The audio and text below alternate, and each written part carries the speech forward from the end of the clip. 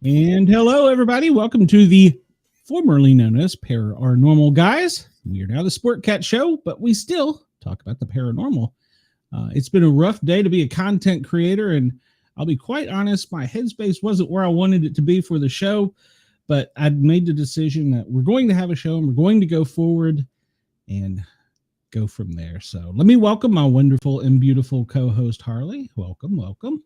Caught me biting my fingernail. Hello, Glenn. Stop How are biting you? your fingernail. Well, it's not really my fingernail. It's like the side of my nail where the loose skin is. It's too much information, Harley. Well, you know what? My ADHD is all over the place today, and when that happens, I tend to give too many details. Yeah, well, since my loss of a coworker, my PTSD has been through the roof, so I get it. And as always, we have a wonderful chat. Hello, Denise. And hello, I guess Beth. Thank you for coming over. Bonds. And thank you for coming over. Appreciate it. Please go to the Sportcat shows and subscribe. And then Chris is in there somewhere. I saw him. So, but they're all important. But I'm certainly most happy to announce that we have a wonderful guest tonight, Susan. Well, she's going to keep me in line and tell me some things. And here we go. So, Susan, welcome. How are you? I am great. Thank you so much, Glenn, for having me. It's my pleasure. It's my pleasure. If I don't know if you can tell, but it's been a very rough day, content creator wise, because of what was going on in the real world. And then, well, you know the backstory on my family and all that. So plus, if you're psychic, you probably figured the rest out. So, so if you haven't seen me naked, that's yeah, about that. Ooh, we'll talk later. I'll send the cash. I'm embarrassing Harley here. Well, Susan, tell us a little bit about yourself. You should know that. Well, you look a little red. Of course, I look red too, but it's probably because my blood pressure's up. So Susan, tell us about yourself. I know we've had to reschedule you, I think twice now, and I've been wanting to have you on so long because we've talked back and forth in emails, and you give off such a positive vibe, and I definitely need that tonight or this week. So thank you. But enough Chris about said you're embarrassing him too. Oh, I'm sorry, Chris. Well, Chris, I still love you. So tell us about yourself, and then basically we're going to let you have the run of the show. So you're in charge. Wow, that is huge. I think you can so much. My two members in the audience appreciate it. I love it. So I've been like texting, messaging, sharing. I put it in our group for the link to come join us live. Yeah. So a little bit about me. I decided in 1968 that I would hang out in utero for 18 extra days after my mom's water broke. Wow. So as an EMT, you know, like they don't do that. No. Like, yeah. Like nowadays, your water breaks, you're getting a baby in the next 24, 48 hours. Either you're going into labor, they will induce you, or you will have a C-section. But the baby's coming. So back in 1968, this was in Massachusetts, I was like, am I coming? Am I going? Am I doing this? Am I not doing this? Like, I'm just not so sure. So I hung out in utero after my mom's water broke for 18 days, from August 22nd to September 8th. So I was born on September 8th. Do you know the best advice that they had back then? Walk. Yeah, I was going to say walk Oh, no. So the doctor says to my dad, look, every day when you get home from work, take your wife on a bumpy road. We'll get that baby out. So as much as education-wise, medical, Boston Hospital, MIT, Cambridge, Tufts, like they were big in the education department, and that was the best advice, was take your wife on a bumpy road. So when and that could explain so many babies I've delivered in an ambulance in the back with all the bumps. that must be a thing. It could be. Must work someplace, somewhere, sometime. Just not for me. Nature takes its course one way or the other. So I've delivered them in the house, in a Walgreens parking lot, in the back of an ambulance. I don't know, some other places too, I'm sure. Denise says, happy belated birthday, Susan. Oh, thank you so much, Denise. I appreciate that. Yay. Denise is doctor. So Denise is a doctor? No, she just said her birthday. Oh, were you not listening? Well, I was. Okay, sorry, I didn't get that out of it. So Chris says, wow, he's right. He's right. It's so funny he said that, because a whole week goes by, and I said, well, let me just say it this way, that we didn't figure this out until maybe about 3 to 5 years ago, that was 18 days. See, my whole life I was made wrong. If anyone's going to be late, it's going to be Susan, because she was late to her birth. Ha, ha, ha. Ah, okay. So projection of lateness, not being on time, all that kind of stuff. So I just created that as my reality. And I just showed up and it was like, okay, so Susan's here and now everything can start. Like now you can have dinner, Thanksgiving dinner, open presents, whatever it is. So it was a running joke in the family that if anyone was going to be late, it would be me.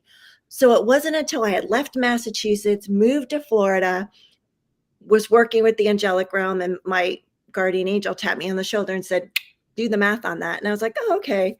August 22nd, September 8th.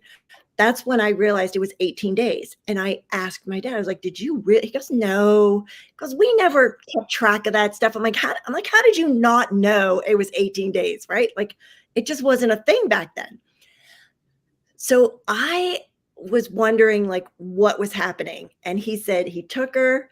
That was the advice. I said, well, how long did you wait? Like, what happened after that? He says, well, I did that for a week and then I took her back. And I'm like, what did the doctor say?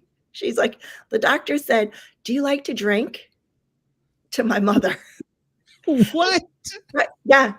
Do you like to drink? My mother's like, well, I'm Italian, I'll have a glass of wine, that kind of a thing. And so I think you're just holding on to the baby and you're not like, you're like clamping down on her or something, like, so he wanted her to start drinking to just kind of relax everything, naturally sort of just like let the baby out, like there was a lock and a key on this kind of thing. And yeah, that didn't work either. So pretty much it was just when I came, I decided to be here. And surprisingly, 56 years later, here I am. And there is so much to tell you about, so many things to share, to create a different possibility for you, Glenn, Harley, your audience, everybody all together. What questions do the audience have? Oh. Denise, they still say that when your baby's overdue, they still say that. I didn't want to say that because I was outnumbered.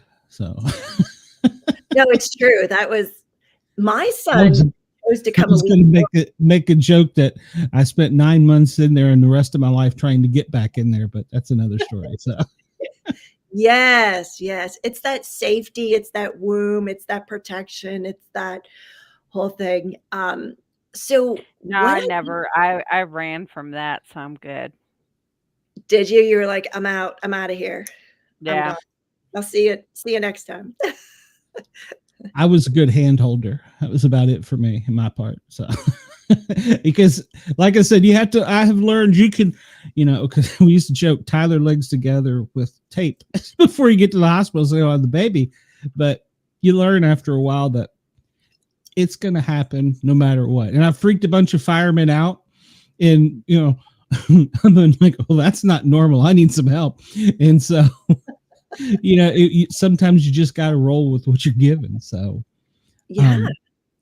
well, we talked a little backstage, just to bring you up to speed. I've had a real rough couple weeks.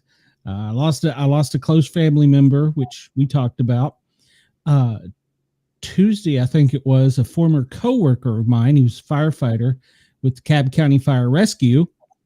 He went in searching for another set of firefighters that was lost. He was killed in the commercial fire.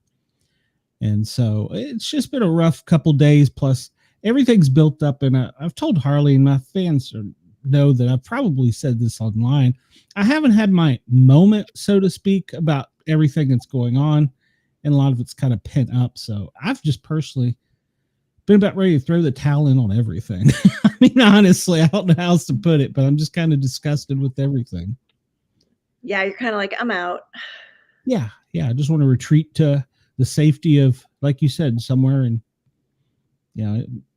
I don't know. So I guess my question is, and I'm not asking about the future or anything like that, but does it get any better? It seems like these past few months, maybe the past year, everything has been overshadowed by something. Yeah, I would love to speak to that. So there is the light and the dark kind of a thing. And I was brought up Catholic. And so when I arrived, like, I didn't have the veil. So for me, I could see the unseen, hear the unheard, and I knew the unknown. And that was something that was, for me, growing up, was just like, I thought everybody like lived that way. And so we haven't really figured out if it's just my family or the Italians, because I grew up Italian. But we had the same picture of our relatives, our dead relatives, just in a different frame, in a different place in our house. So my aunt and uncle had the same sets of family members, different frames, different places. My grandmother and my mom, small family, grandmother, mom, and uncle. So when we would all get together for family events, they would show up by their pictures. So they would hang out in whatever their attire was for their generation, and they would be hanging out by their picture, just having their own little, it's just like Harry Potter. When Harry Potter would look at the pictures, like they would animate, Mm-hmm. they would, if it was like a chariot and a horse, and the chariot and the horse would run through the picture kind of a thing and then come back. It's just like that. So in my great grandfather's case, he was, had the top hat, the tails in the back, the pocket watch, the cane, and he was looking for my grandmother, and he was having what I would call like a total come apart. Basically, he's, stamping his feet, he's pacing back and forth, and I had not seen him like that. So I just get up, I walk over to him, which is the wall with a picture on it. And I said, Nonu Josh, what's happening? And he said, where's Nona Betta? Because dinner's supposed to be here. It's supposed to be on the table. It's past the time. I'm hungry. I'm ready to eat. That's when I realized that they were in their own combined loop. And they looped this same scenario. So I leaned back, because in between my great grandfather's picture and my great grandmother's picture was the curio cabinet. When I leaned back, I noticed her picture was not there. So she was not there. So I looked to my aunt and I said, where's her picture? And my aunt had told me it had fallen off, and it was an old antique picture frame. So it's not like we could just take it to Hobby Lobby and have them like Elmer's glue it back together. Like, they needed to take the gold filigree and like really, get it working again. And so I said, she's probably just with her picture. He's like, what? Like, could not understand what I was saying. And I'm like, don't worry about it. I'm like, look, you said you were hungry. I'm like, we're about to have dinner. Why don't you come have dinner with us? So he was like, oh, okay. He's like, who are you? And I'm like, I'm your great granddaughter. And I turn around and my mother is right there. And Oh, gosh. Yeah. So my mother was brought up Catholic, went to Catholic school, graduated from a Catholic high school. Yeah. Had the whole nun thing, ruler on the knuckles, the whole thing. Yeah. So she was like, what are you doing? I was like, I'm talking to Nona Josh. And she was just like, the there's nobody here. And I said, well, he's right here. And I looked and he had already dissipated. Like he had already left, like whatever he needed, whatever he was there for, he got, kind of a thing. And he left. And I said, well, that's it. She just said, that may not be something that you want to talk about or share with other people. I was like, okay. Message received. Got it. New assignment. Don't talk about this. So my whole life growing up, I just never really fit in because I knew so much about so many things with people that it was beyond what people could comprehend.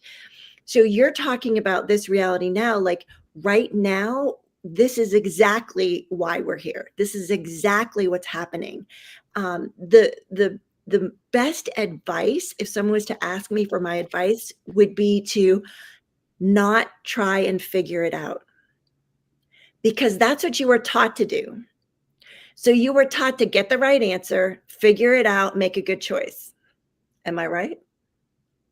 Pretty much. So if you could have figured out, made the right choice, right? How to have a totally amazing, incredibly abundant life, like, don't you think you would have by now? I would think so, yeah. Yeah. So what if it's not about figuring anything out? Okay. What if it's about the energy? Because see, we were all taught that our native language was the language we learned at home. Am I right? Would you agree? So that's not actually true. Your first language was energy. So you know how babies and animals, when they're in the room, they'll look up at something, a curtain, a window, a corner, a picture, something, and they'll just start giggling, laughing, or staring and following something. And you're there looking at them going, well, what is the baby looking at? Or like, what's got the dog all spooked out? Well, they read energy because they were not told that you couldn't see it yet. So what happens is, as you're growing up, you create neural pathways as you're learning. So as kids, you're told that this frequency is blue. This frequency is black. This frequency is silver. Repetition, repetition, repetition, Glenn, creates a neural pathway. So pretty soon you don't actually see the energy. You just see the color and know the name of it.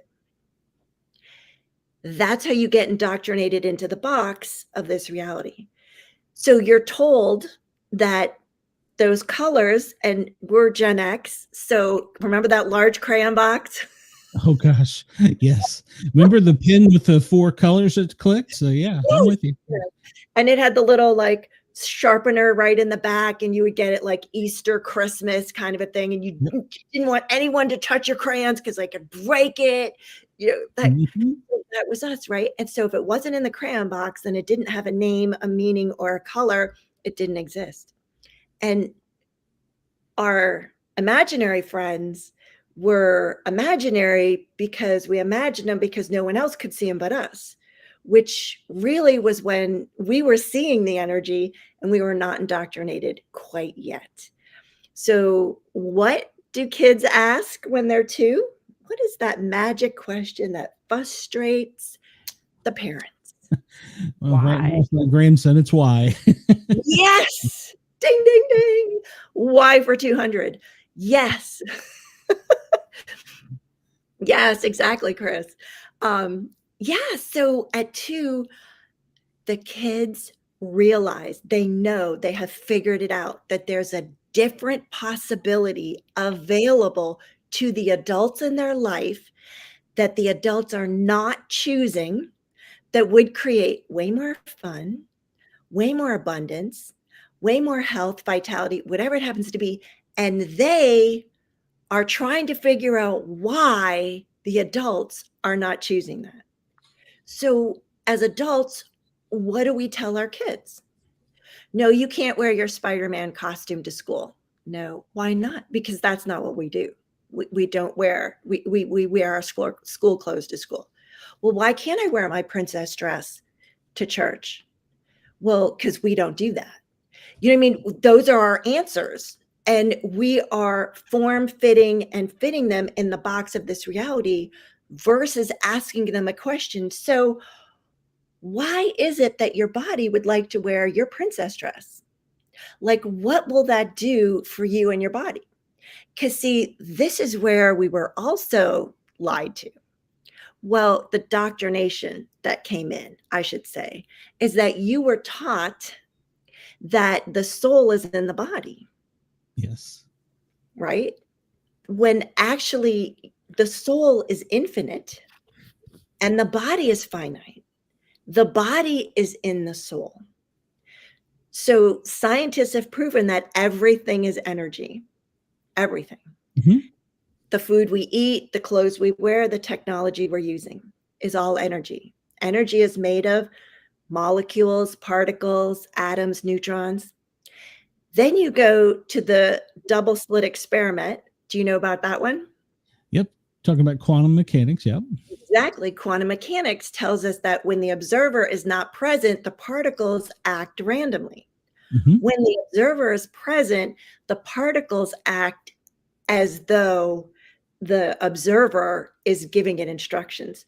So guess who the observer is in your life, in your reality? You You are. Yeah, I was gonna say you. Yeah. You're there. So guess who's creating their reality? This guy.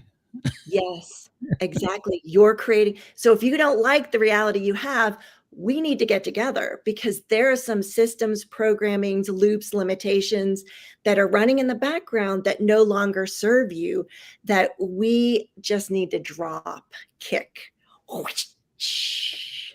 Makes To the sense. side, just get rid of it because like attracts like here on the planet. And when you have things in your field that you have no knowledge of, that are from your past, that you brought in from a previous lifetime, that have been passed down from your ancestors, that are spinning karma, which show up as tornadoes when I'm with a client, what happens is all of that is happening and your cup is full. Because if you could have figured it out, you would have. So if I start teaching, educating right out of the top, what happens is we're going to make a mess on the table and it's going to end up on the floor. So we have to take some time to dump your cup out. So that way, here, I'll show you with my beautiful, my lemonade. We have to dump some of your cup out. So that way you have space to invite in that which you'd like to have in your life.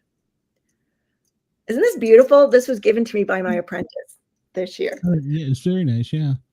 That makes sense because we, as a peer counselor for responders, we use the each call is like a pair of socks, and you put that pair of socks in a drawer and you forget about it.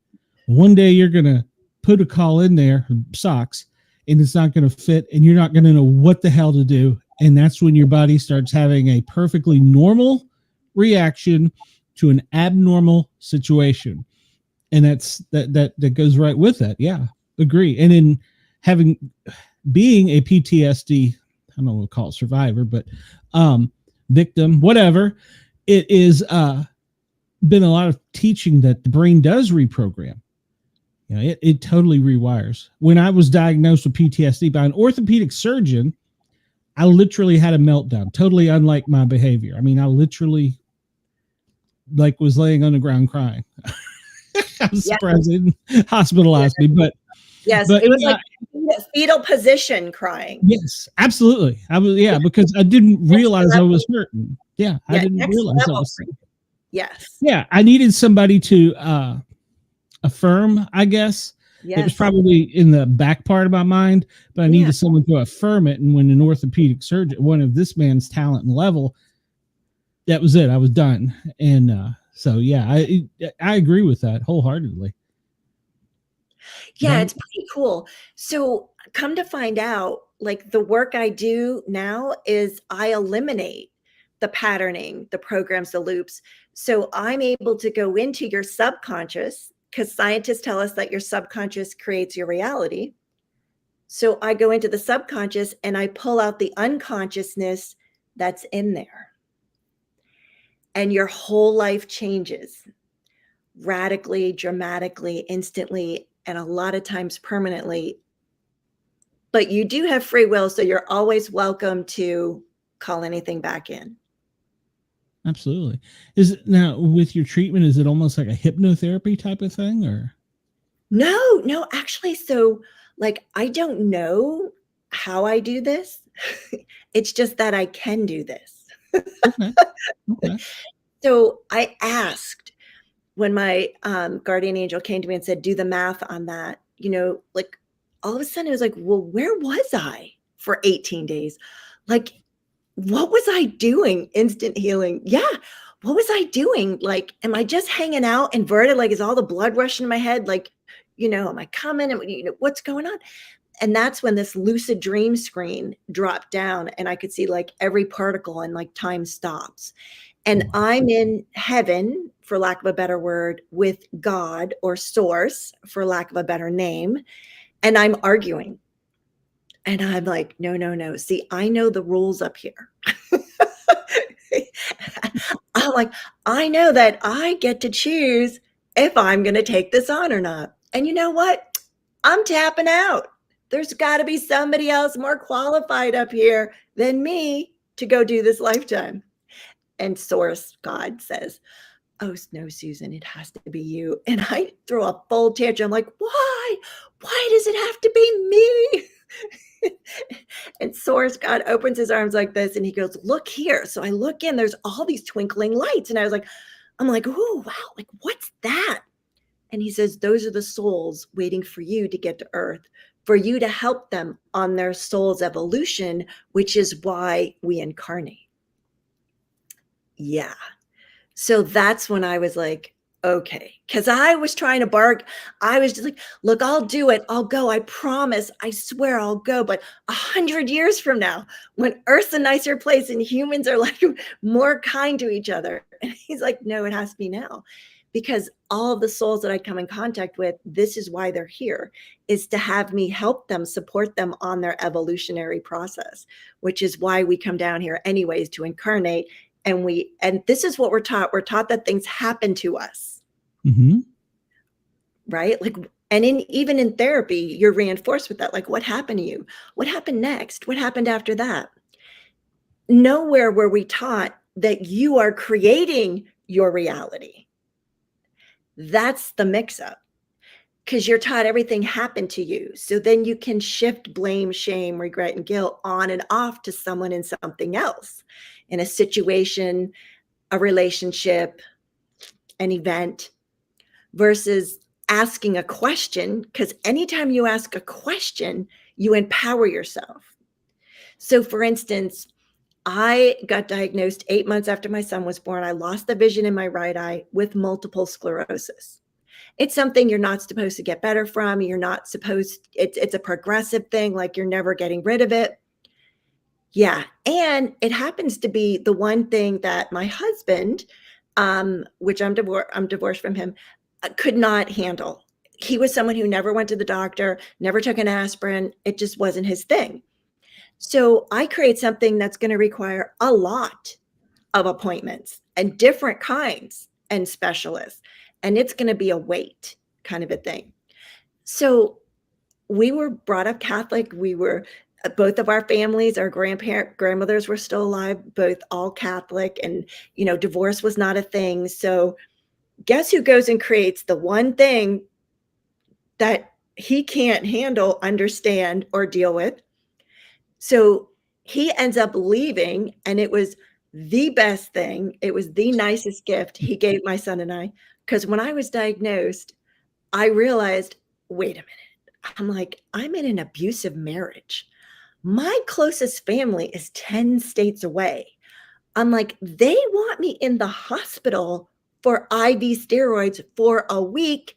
I have an 8-month-old that I'm breastfeeding. Like, this is not happening, people. like what is going on? And so everything fell apart.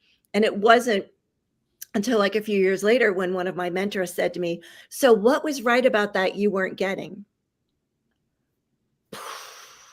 Another moment. We had been in decision, judgment, justification. It was like, he did this and she did that, and what happened till death do us part, and what happened in his sickness and in health, and how could he leave, and what, all this kind of stuff was projected on us, and we just like went right with it because that's how we were taught. This is what happened to me. Look what happened to me. This happened. When I asked the question, what's right about this I'm not getting, I got my awareness of, now I get to parent the way I truly had always wanted to parent. It's with conscious parenting that I would not have been able to do if he was a part of our lives. And that was the greatest gift. He could have kept lying. He could have kept stringing me along. Like, I love this man. And I just would have, like, you can't give up, keep trying, don't quit, just like Nike, just do it. I mean, that was the programming that we were getting this whole time. And so everything shifted and changed. And that was the greatest gift he gave both our son and myself, was to just leave. As difficult as it was, as the struggle, it happened. I entered a trial drug study. I was doing chemo and steroids. Like, yeah, it was that was happening. To realizing that I created that. I was like, oh my God, I'm like, check it out. I'm like, I didn't just mess around with my creation. Like, I went all in. I was like, Texas Hold'em, here you go. We're all game on. We're all in. And that's what got me started with asking questions. So we call it question sessions with my clients and I. And I was asked last year to create an energetic gift and sent it to the gift lounge at the Oscars. So at the Academy Awards, the nominees got my gift, and it was a pendulum with an amethyst crystal on the end, and a QR code, which had me giving them instructions through video on how to successfully use a pendulum to gain the awareness, which gives you empowerment in making choices and going forward in your life. Because what happens is, going back to the soul, Glenn, you're not the soul. You have a body, and then there's a soul. Now, your body's the one that wears the clothes, not you.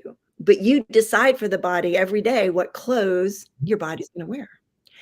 And you are the soul. You're not the body. The body's the one that eats the food. But you decide every day, without consulting the body, what food that your body's going to eat and consume. And the same thing with like sexual relations. The body's the one that has it. You don't. You are the being. You're the soul. You're the spirit. And so that is a huge aha moment for people when they're like, yes. And see, we've been disconnected from our bodies ever since we've been little, because we were asked, so what do you want? Mm-hmm. What do you want for breakfast? Where do you want to go after that?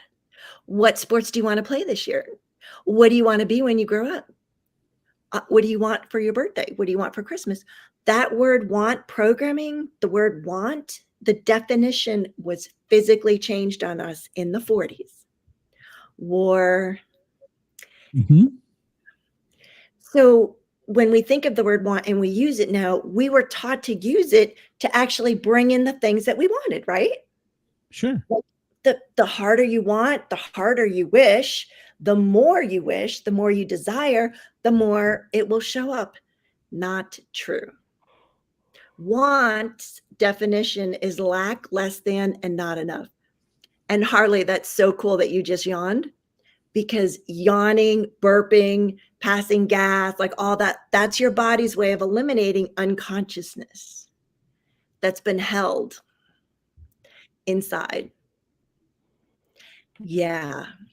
So if that's one thing I could give you and your audience, is to eliminate the word want from your vocabulary. And it has been the most challenging thing for my clients to eliminate it, because even in the face of total awareness of what it is, what it means, and how it affects your reality, they still use it.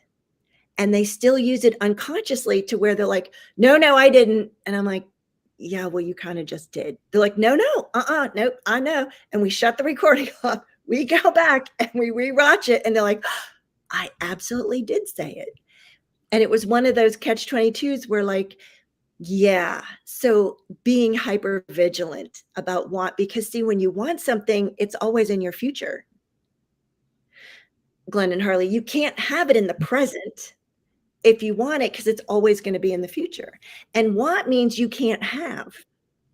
So we have to eliminate the word want from our vocabulary and everyone else from their vocabulary and then from their vocabulary.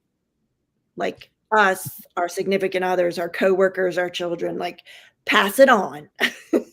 Yeah. Well, it is true. Yeah. Now, how does this fall in with manifestation? Yeah. So manifestation is requiring space in your cup, in your vessel, in your field that you can invite in that which you like to have. So what happens is there are high frequencies, low frequencies, but that's polarity, and polarity is not true. So things aren't right and wrong, good and bad, but that's what you're taught. It's more, and you can relate to this, the Gen Xers. Do you remember the dial on our radio? And you would roll the dial to the left or to the right, and you would hone in on a particular station, which is a frequency, and you could get a clear connection, which is your vibration, right?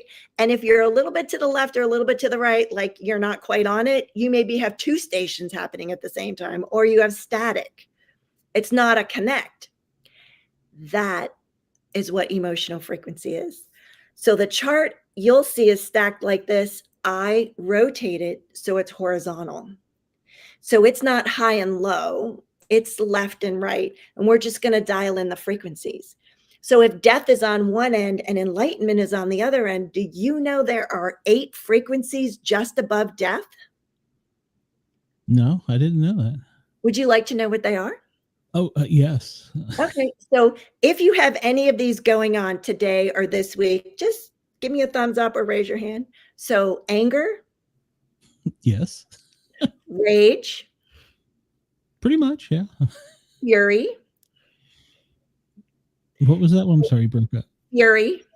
Anger, rage, fury. Maybe, yeah. Hate. You hate it. Can't I stand hate it. some of the feelings, yes, but yeah. Yes. Hate. Hate is a feeling. How about blame? Shame. I've been Shame. pretty good in that one my whole life, so yeah. So you've been a blamer, shamer. Yep. Regret and guilt. Absolutely. Those are the 8 frequencies that are just above death. So when you look at a 24-hour period of time, thoughts are energy, is energy. Thoughts are energy. Feelings are energy, and emotions are energy. So thoughts, feelings, and emotions also are consciousness, and consciousness creates. And so what I teach you when we work together is how to command consciousness to create a different collaboration in this reality.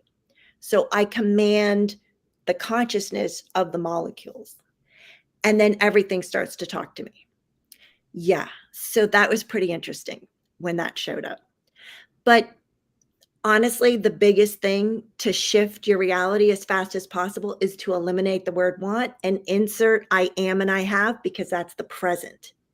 When you talk about things that happened in the past, and then you start to go about your day, or you're at lunch and you're talking with friends about the past or what you don't have that's coming in the future, you actually drop your level, your vibrational frequency, to whatever that level is.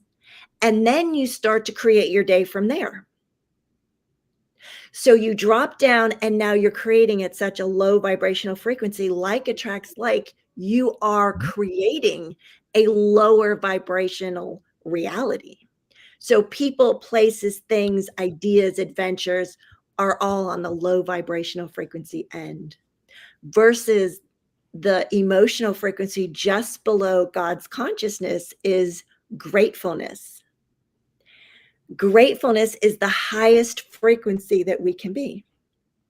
And gratefulness is different than gratitude. So we were taught to say please and thank you, to use your manners, to use your words. Yeah, like, did you thank your aunt for the gift? Did you call your grandmother and, wish her a Merry Christmas or thank her for her birthday gift, whatever kind of a thing. And so that was considered gratitude. Show your gratitude. And gratitude comes with obligation and responsibility.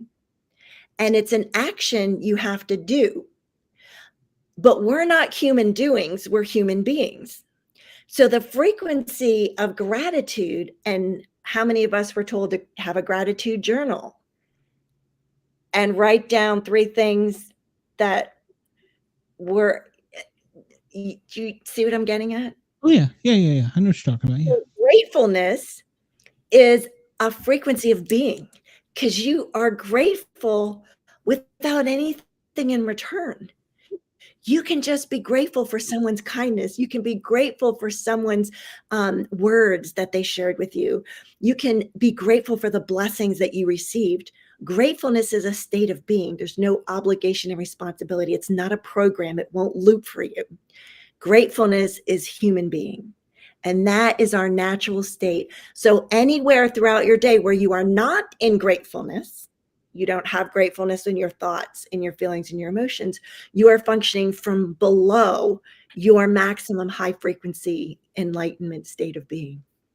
So everything you're talking about that's happening, all the storms and fires and, people being murdered and all that kind of stuff, that's all directly intended to bring up fear, sadness, anger, to get you upset, because that's going to drop your frequency. And when you have fear in place, you're easier to manipulate.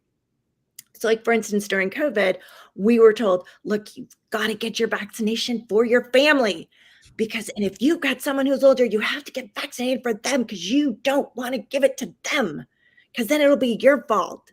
So everyone is like, had pressure on you to do it.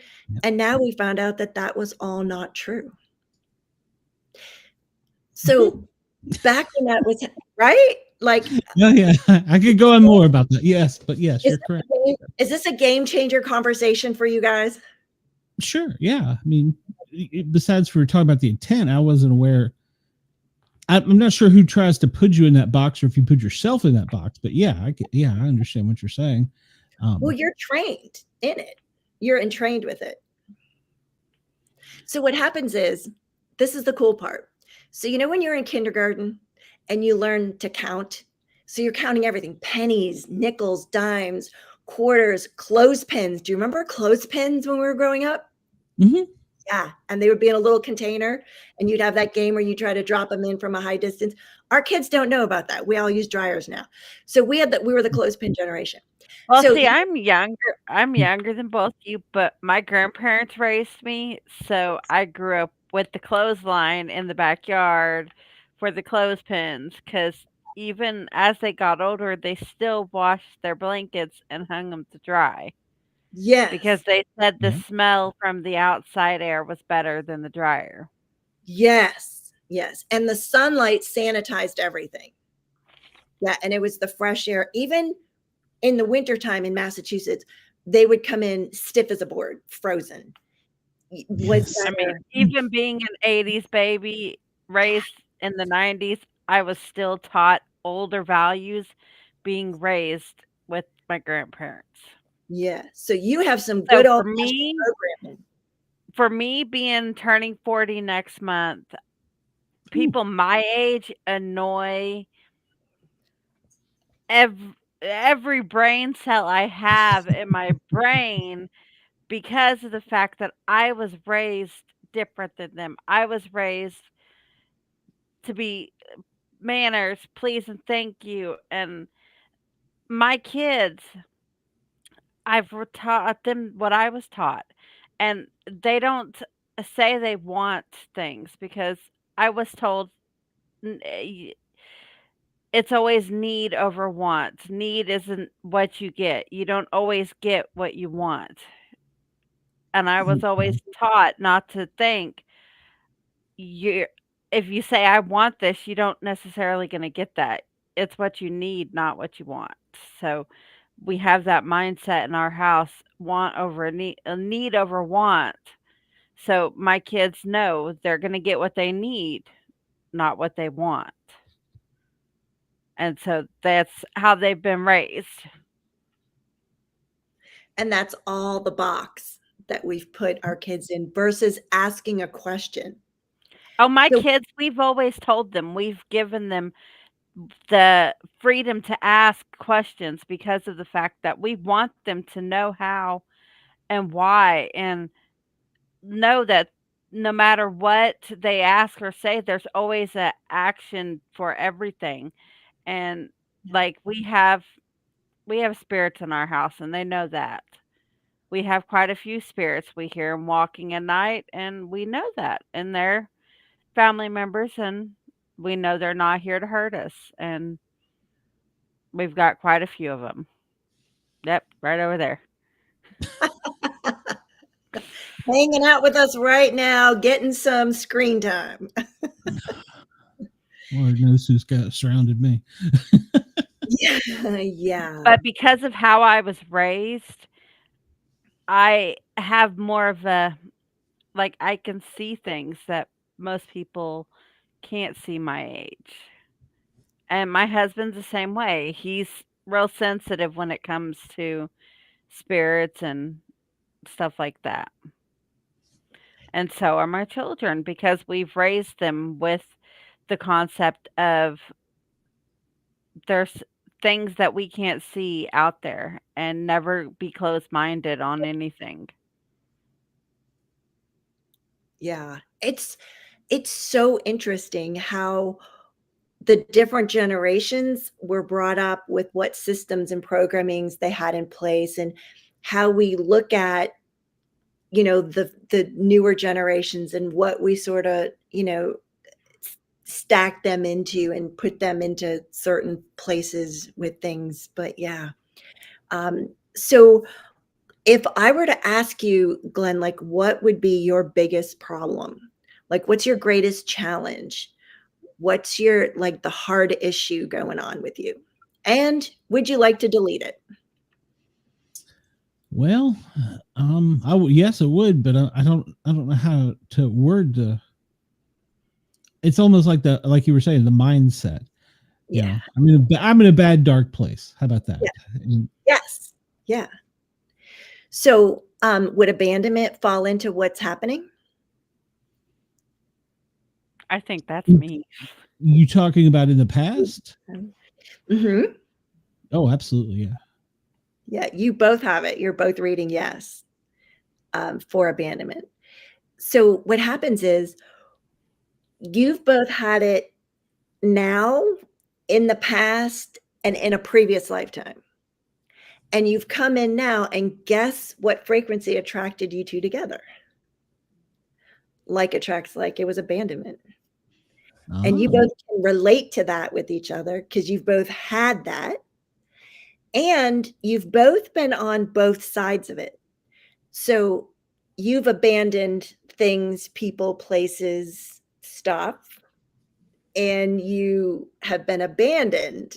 So you've been on both sides of the coin. And what happens is you've been in every form of it. So abandon, abandoned, abandons, abandoning, abandoned. Yeah. So all of the forms of the frequency of it. So what I do is we will delete it and we go back through all time, space, place, dimensions, realities, universe, non-universe. Like we go through the whole thing. We collapse it. We eliminate it from the body, being, or in reality. And what that does is that drops your full cup down a level and you have more space. And because that frequency is low vibration, because what comes with abandonment? Like sadness, right? Like anxiety, yeah, all kinds of things. you get mad about it. Like, what is going on? Why me? Right? Then it's like, what's going on? You just can't fathom having this happen so often, so frequency, over and over again, and choosing the people who do that. So we're going to get it out of your frequency, out of your field, out of your body, so that you can have a different possibility that doesn't include abandonment. Would that be cool with you guys? It would be amazing. Yeah. All right. So we do this with our breath. So in a second, I'm going to have you take a deep breath in. You're going to hold it while I call up the frequencies of what this is that we're clearing. And then I'll say out on 3 and it leaves. And that's when you're going to blow it out forcefully. Okay. So Okay. kind of take a note of your body right now. Take a note of the feeling. Where's the pain? Where's the sadness? Where's the anger? Where's the regret? Yeah. Yeah. And so your body is actually more conscious than you are because you have points of view about things and your body doesn't. So that's why we defer to the body with the pendulum, with testing. Yeah. Because our body will tell us the truth and we will think we know the truth. And we go with like, well, I really want that chocolate cookie. And the body's like, don't touch that cookie because it is not going to be good for me. It's not going to settle well. It's going to bring up my blood pressure, all that caffeine. It's too late at night and chocolate. Yeah. Yep. So that's why we would defer to the body. So go ahead and take a deep breath in and hold it. Yeah. Cool. So all the thoughts, feelings, and emotions, all the polarities, all the places you were made right, the places you were made wrong, everywhere you were taught, told to do, and you did honor and agree. Yeah. Anything that aligns and agrees and resists and reacts to the frequency of abandon, abandonment, abandoning, abandoned, abandons through all time, space, place, dimensions, realities, universes, everywhere you were the one who did it, everywhere you were the one who received it. Yeah. Omniverse, multiverse. Yeah, universe. Yeah. Known and unknown, said and unsaid, acknowledged and unacknowledged. Out on 3 and it leaves. 1, 2, 3.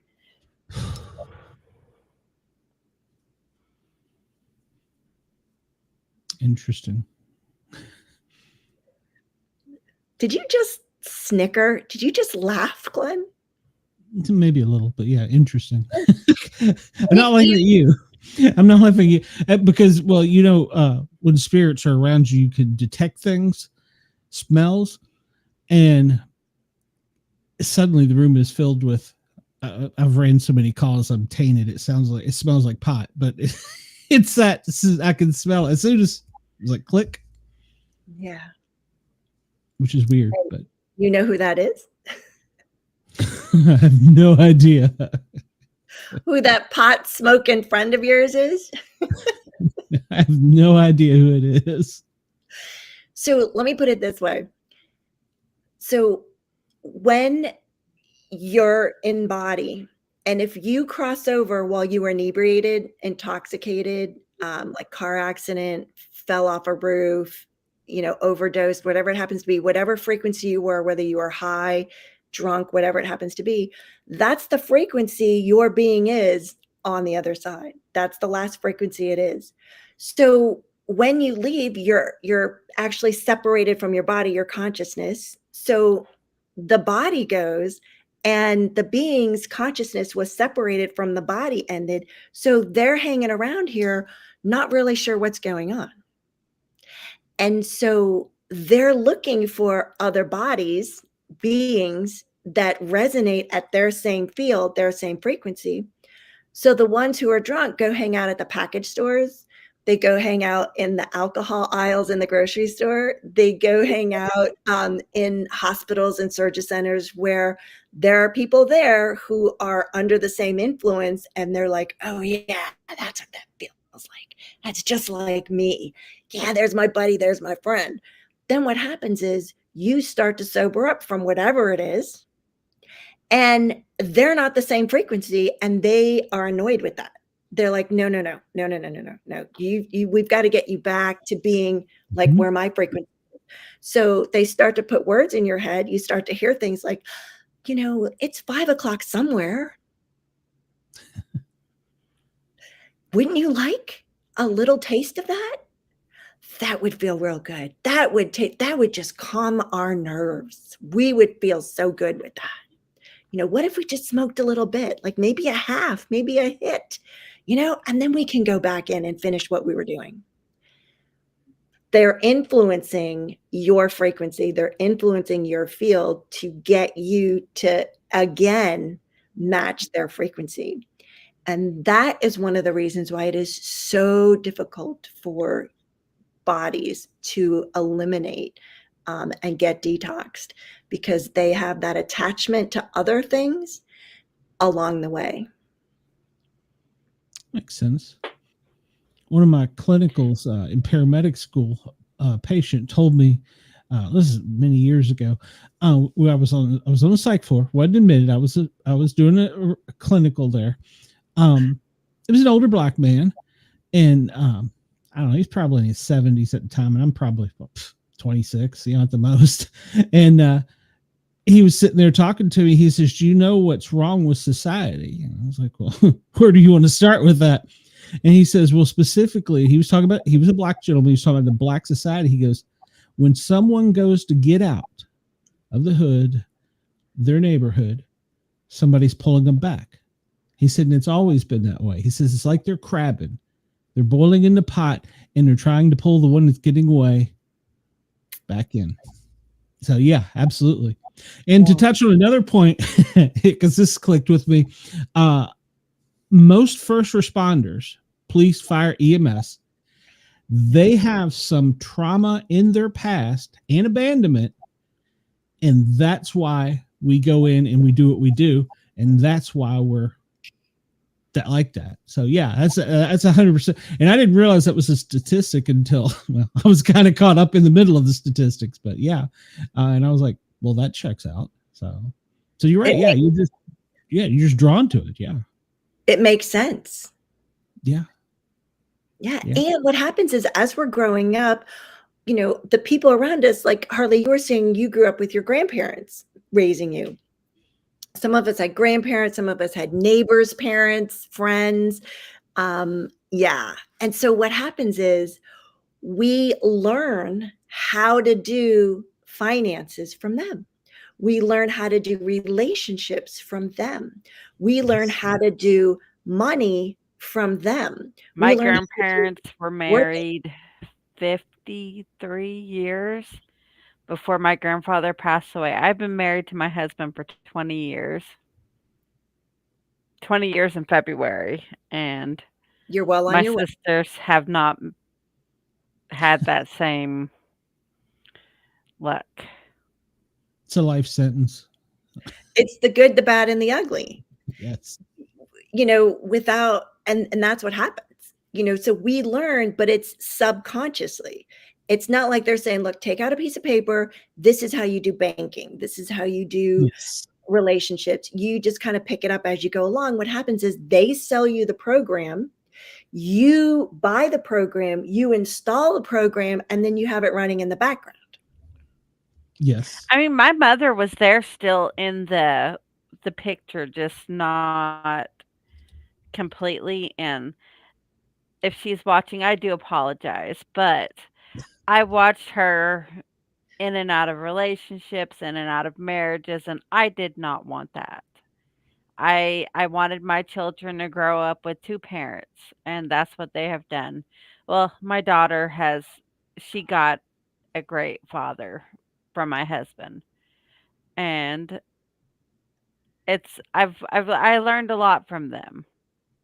And they're still here. I know they're still here because my grandfather was a heavy alcoholic. So every time I smell, because he was a Vietnam veteran, so when he came back, he was a heavy alcoholic.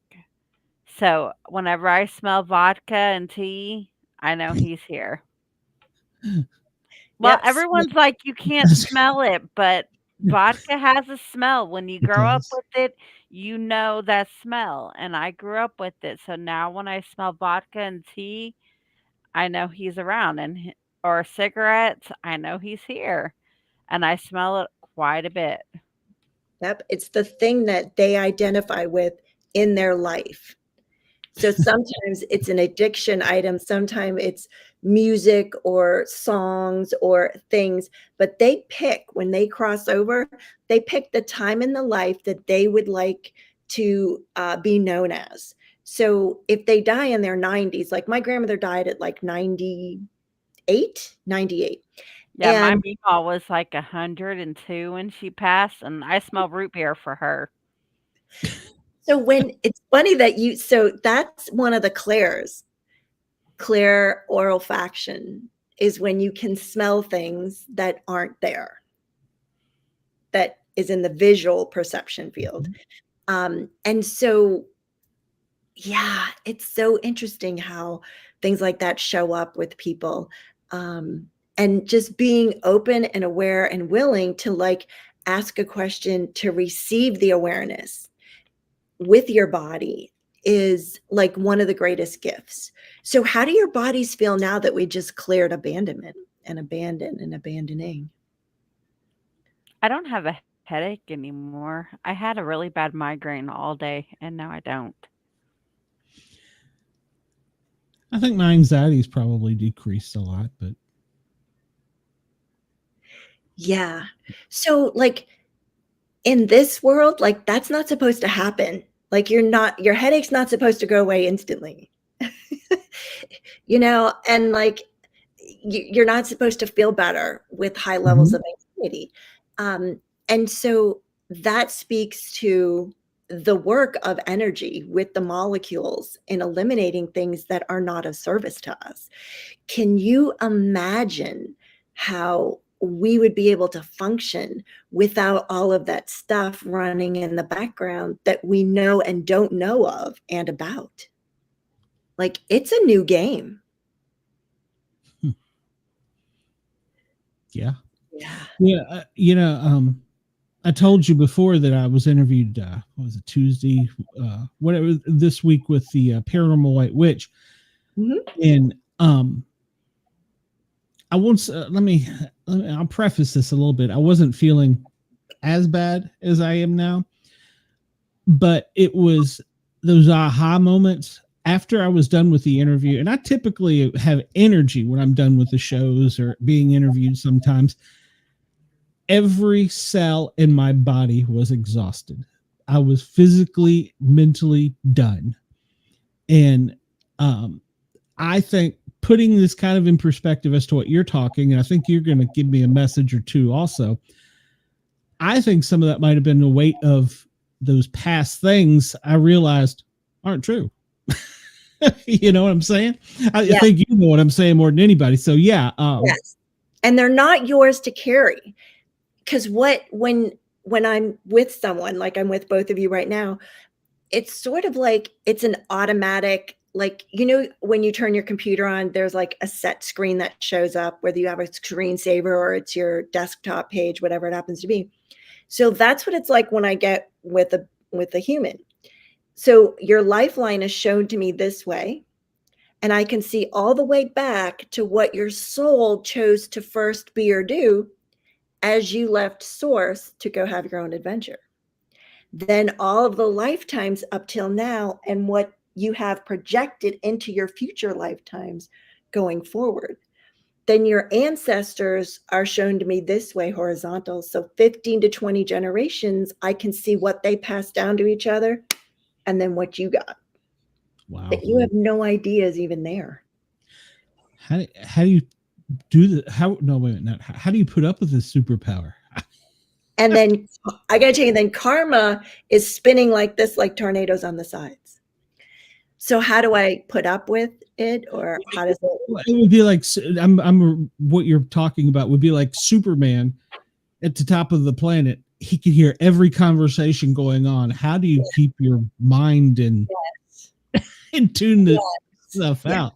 Yes. So that's an interesting question. Thank you for asking. I woke up one morning and I went to turn the clock to like pause. We used to hit the pause button on the top before we had phones that had the pause button. Okay, cool. So it was a digital clock, the ones where you like set and you'd have to go forward and back. And then if you missed it, you had to go all the way around again. Yeah. Those alarm clocks. So I went to hit the snooze on the top and I couldn't see my hand. Like I could see the outline of my hand and I could see all these like dots in the middle, but I couldn't see a nail. I couldn't see my knuckles. I couldn't see wrinkles. I couldn't see it. And then I was like, I was panicked. I was like, sure, where'd my hand go? Right. So I'm moving it back and forth like this, and I can see the carpet underneath it as I'm going like this. And I realized that is the truth. This is the simulation. So you were brought up with colors, you were brought up with matter. Everything started with a thought. Thoughts are energy. So this is how our reality has been created. We've been co-creating with each other because there's no separation, but this isn't actually real. Okay. Yeah. So when that happened, everything started talking to me. So because I could see the particles, which is consciousness, everything, had something to say. Yeah. So the bed, the sheets, the lamp, the desk, the clock, everything would like to have a conversation with me. It got so bad that I had to break my doorbell. Because, see, electronics is like one of the first things that energy can manipulate the easiest. So when your family members cross over, like some of the first things that they can do is like turn lights on and off, switch the TV set on and off, like just random things like that. Electricity is the first thing. So, yeah, my doorbell is hardwired into my house. It's not Bluetooth. It's not, battery operated. And so energies that would like to have my attention to talk to them about what's happening, where they'd like to go, the message they need to get to somebody, the gift that they never gave, the present that they have to deliver before they cross, like all of that, they started ringing the doorbell. And at first it was kind of fun. So my son and I, we could tell there was a little octave difference, that we could tell if it was a human or if it was just energy ringing the doorbell. Wow. Yeah. So it got so frequent, so fast that I was on a webinar and my doorbell kept going off. And I just said, hold on a minute. And I went outside and I ripped my doorbell off, out of, and I had wires hanging down, and I grabbed a twig to tie around the wires so they wouldn't short out or start a fire. So this is the kind of stuff that happens when you get very conscious and you're willing to not have a point of view or a judgment about everything. Everything is just, okay, that's kind of cool. That's interesting, that they chose that, or this person is doing this. That house also got struck by lightning 6 times. It was after the second time that I put lightning rods on. I cannot believe it did not burn to the ground 6 times. No kidding. Yeah. So what happened was when I broke when I had to break my doorbell, they went to my fire alarm, because my fire alarm was hardwired in also, right? Yep. So all of a sudden the fire alarm is going off and I'm on the phone with a client and I said, okay, so I got your emergency and source has your emergency. You just went to the top of the list today. I will call you back. Click. And of course it wasn't the fire alarm where you could just, it was a battery, you could just pop the battery out to stop it. No, it's not one of the ones where you could just walk over there and stand on a chair and do it.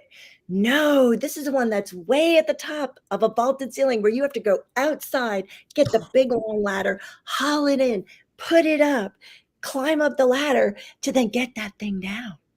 Yes, that happened. So I had to create a mute button. I created a mute button so I can mute my reality. Okay. That allows everything to just be chill around me, with me being in the field, on the planet. Yeah. Game changer. Yeah, absolutely. Wow. Listen, I know we only promised, promise, right? Where we only wanted to take up an hour of your time. I don't want to keep you here all night. But I would like to have you back on, because I've got so many questions, and I think, I think I need answers too. So let's get that scheduled and get you back, and we'll also give it a little time to promote the show so we can get lots of people interacting and get some more questions, because I think what you're doing is very important. Thank you. Thank I you. mean, Yeah. And give her more than just an hour. Let her have the whole Well, show. Well, she can have as long as she wants. I just, I got Grayson backstage, and I don't want to be rude to him. So, Sure. But yeah, well, it'd be a great topic to talk about with your audience. What's that? Conscious education. So what's the one thing that has not evolved in the 100 years since we've been here? Transportation's evolved, communication's evolved, except our kids are still in the seats raising their hands and waiting for the bell to ring. That is not education. There's a reason why that has not evolved. And now's the time. Our kids are ready.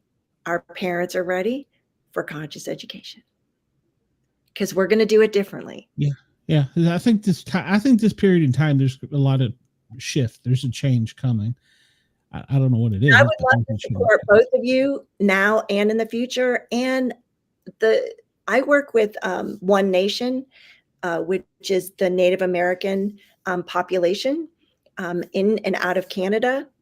So I do a lot of work with them, and I would love to support, the first responders and also our military, because there are things that they're coming back with that are not theirs, that we can eliminate, get rid of, and really have a different possibility for people.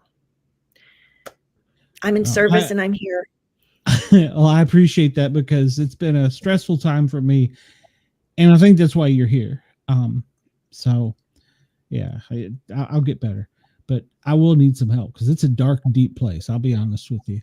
But before we let you go, did you have a message for anyone, me, Harley, Chris, Denise, anybody that you could hear or see, or however this works? Yeah. So it's a cumulative thing. So my teams are over here. I have angelic, galactic, and indigenous. And then each of you have an angelic, a galactic, and indigenous teams also. So collectively, as a whole, for all of us, they would like for you to know that you've never done anything wrong. Okay. Everything that happened to you and everything that you created for someone else was divinely guided. You pre-ordered everything before you got here, and they agreed to give it to you for your experience, for your soul's evolution. And you agreed to give other people experiences for their soul's evolution. You've not done anything wrong. You've all asked for it. You've all signed up, and you've all agreed. And there's a sacred ceremony I do where we close down the play and the characters get to go away. Okay. How does that feel in your heart? Feels pretty good. That you've never done anything wrong. Yeah, well, don't tell Mrs. Sportcat that, but yeah. So. No, I mean, it's true. Like, everything was already prearranged. You were divinely guided. I can see that. Isn't that amazing? And some of it is pre-programmed too. Yeah, I can see that. Yeah. A third generation first responder. So yeah, I can see that. So yeah. I love you both so much. Your heart lights are so big and so bright. It has been such an honor and a blessing to be here with you and your audience. Yes, ma'am. Thank you. Our chat is usually lit up pretty good. I guess tonight they're just listening to me, either that or they tuned to the other channel. I don't know. But I will have you back. I'm going to email you right after the show, and we're going to set up a date. We're going to get you back in here. So I love everything you're doing. Thank you for your messaging. No, you're so welcome. Thank you for having me, for giving source creation, consciousness, the particles all around us, the opportunity to provide a different possibility for where you are, what you have. This may sound weird, but the whole time you've been on the show, like in the corner over here where that wall is, I keep seeing bright blinking lights over there on the other, that wall. Woohoo! I didn't notice it. I think I'm blind to some things. So. Well, it's that perception thing of like, if you can't see it, it's Well, not real. everything growing up was a demon. If you see something, Right? here's is a demon. Yeah. So yeah, I'm with you. Yeah. It's been hard to break that mold. So that's why I started the paranormal show because of some of those things. And I'm changing out of the paranormal world because I'm tired of the infighting. And if somebody says they see a ghost and another person doesn't, well, they're crazy or they're stupid. And then with other things you get into name calling and I don't want any of that. I've I'm just always been taught to be open to the unknown. Yeah, growing up everything was a demon for me. So and we were Evil, I was bad. taught other things. Yeah, I was taught other things. So but Yeah. Susan, have a great evening. Thank you for letting us have your time. I appreciate it. And we're gonna get you back. You can have as much time as you want. We'll give you 2 or 3 hours. So All night. Bring your sleeping bags. that's it. Hey, I've had a 15-hour show before. So We're going to hunker down. well, I need it. So all right, Susan, have a great night. We will see you soon. Thank you so much. See you soon. Bye. Bye. She's amazing. She is amazing. She's gorgeous. She's amazing. She's got a great heart. Yeah, we need to have her back, but give her the whole 2 hours. Well, sometimes when we schedule people, I put them in a block, and you don't know till you get into what you're talking about. I mean, I've had some guests that I could probably have over for my dinner and keep. She would be one of them. So, yeah, I have. I've had people who come on and it's just like dragging an answer out of them. That's really difficult. But so you can't gauge. But now that we've had her, I would love to have her some more. So yes. Well, and we're running late with Grayson. He's been very patient backstage. Grayson is up and coming film creator, and he's got some stuff right now he's working on. He's going to come in here and tell us all about it. Grayson, welcome to the show. Hello there. I'm still vertical. How are you? Well, we're glad you are. We're doing okay, I think. So tell us a little bit about yourself. Well, my name is Grayson. I am 20 years old. I'm a recent graduate of UC Santa Cruz. I graduated I completed my coursework in 2 years.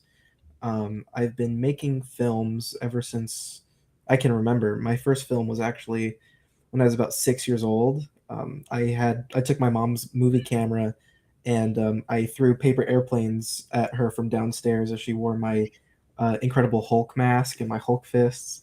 I want to know where that is actually. But then I started a YouTube channel when I was about 11, and I made little stop motion animations with my Legos. I had like dolls, like Five Nights at Freddy's plushies and Mario plushies, and made little stories with them until I was able to start getting people that were interested in making movies with me. And now my goal is to tell stories. I want to tell as many stories as I can, mine and other people's. I like that. It's kind of why I started podcasting. My dad was a disc jockey, and I played with radios and microphones the whole time. And once I got settled with my career, I decided, well, I've got a big mouth and a microphone. I want to hear other people's stories. That's true, because everybody has a story. Everybody has a different view of things. And so when you can put them all together, and I can imagine as a filmmaker trying to get all the things put together in one place and organize it is hard enough, but trying to see the different views, like almost from like a different camera angle, it's got to be quite difficult. Yeah, well, I think a lot of people will tell you that it's really hard to make a movie, and they are right. It's so challenging to, first of all, get people to commit. That's probably been my biggest hurdle, trying to get people that are like, yeah, that sounds great. That sounds great. And then it's like day of shooting. Where are you? Something came up. Sorry. And it's like, okay, so when you're really passionate about telling whatever story you want to, getting other people interested enough to want to help you is a challenge.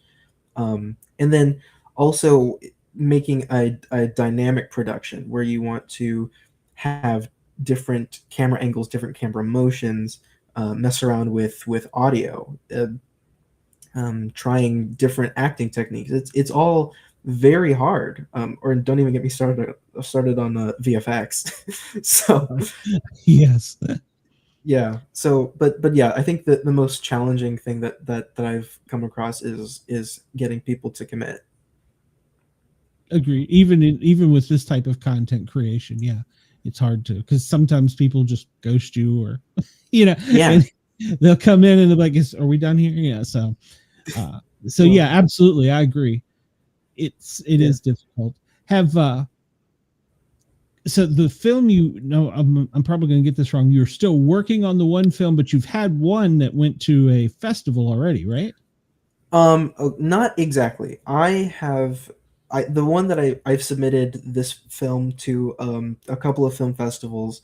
It's called Before Tomorrow Arrives, and I that was my senior thesis film. So I had a bunch of my classmates and friends help me with that film, and I'm trying to get that out. I'm now working on another project. I'm still in the writing process.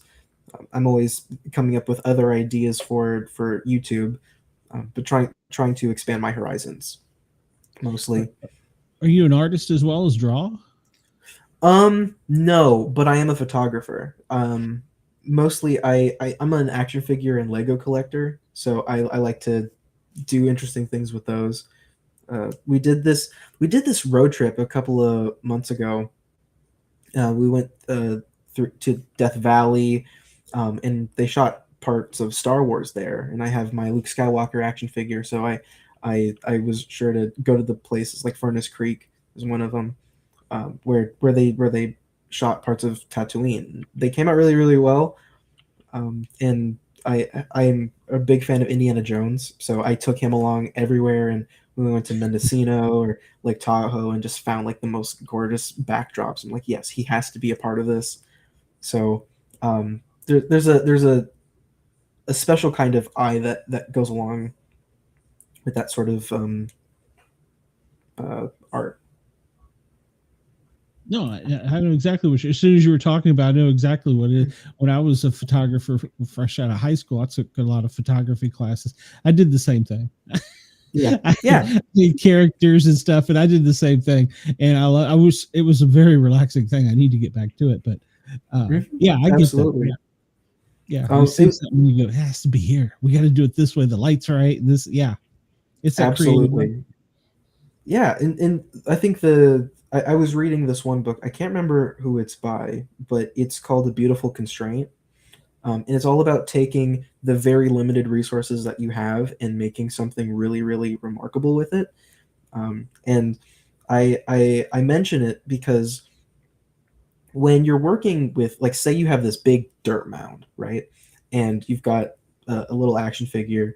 You can maybe to you it's just a dirt mound, or to somebody else it's just a dirt mound, but through the camera's perspective, it can be whatever. Like, it can be a volcano, it can be this grand mountain, it can be as I don't know, a little anthill, something.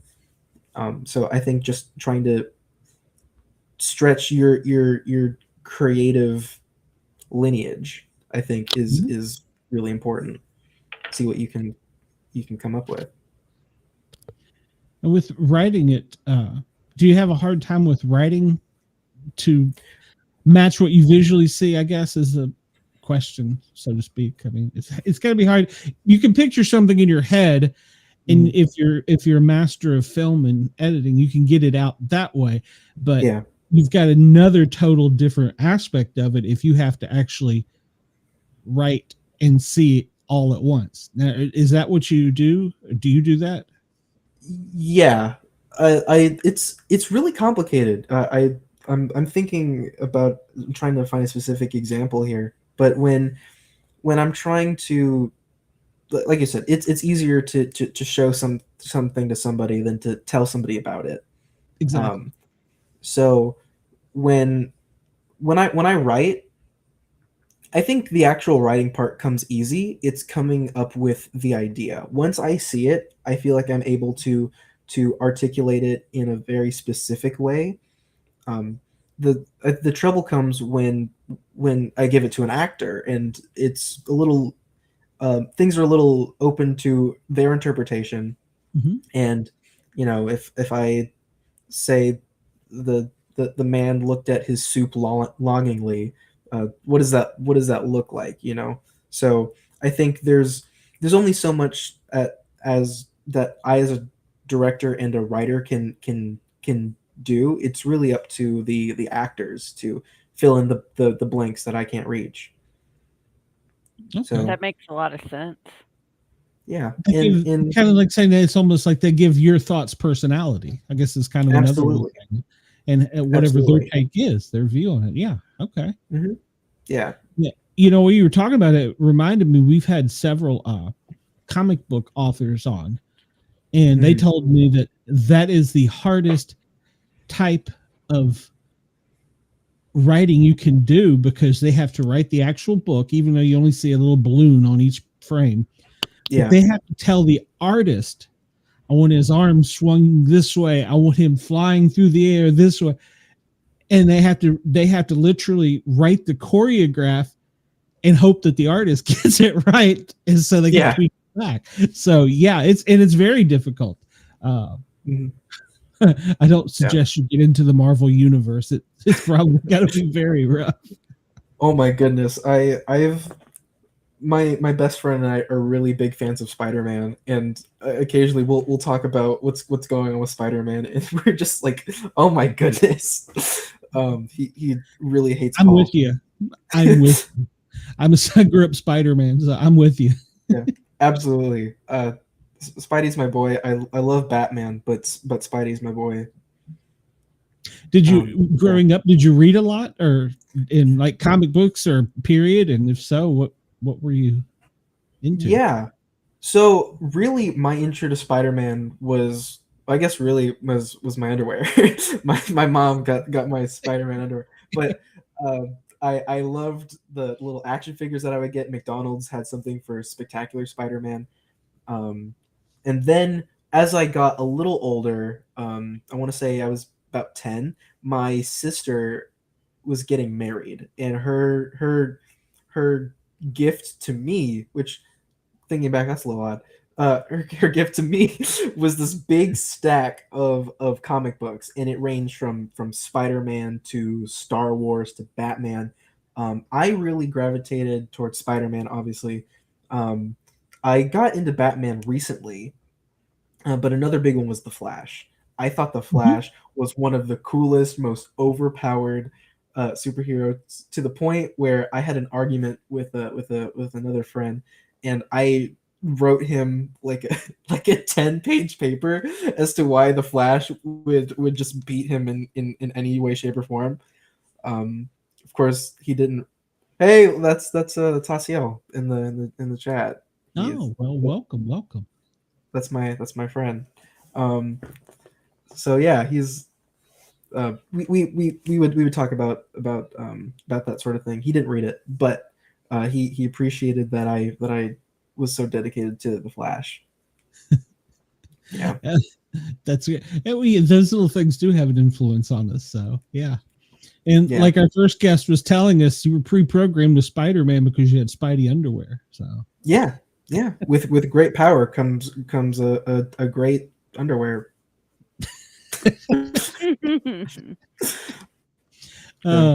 Well, do you want to do that type of movie genre later on? I mean, or because that's like you were saying, it's hard enough, but now you're making them super beings.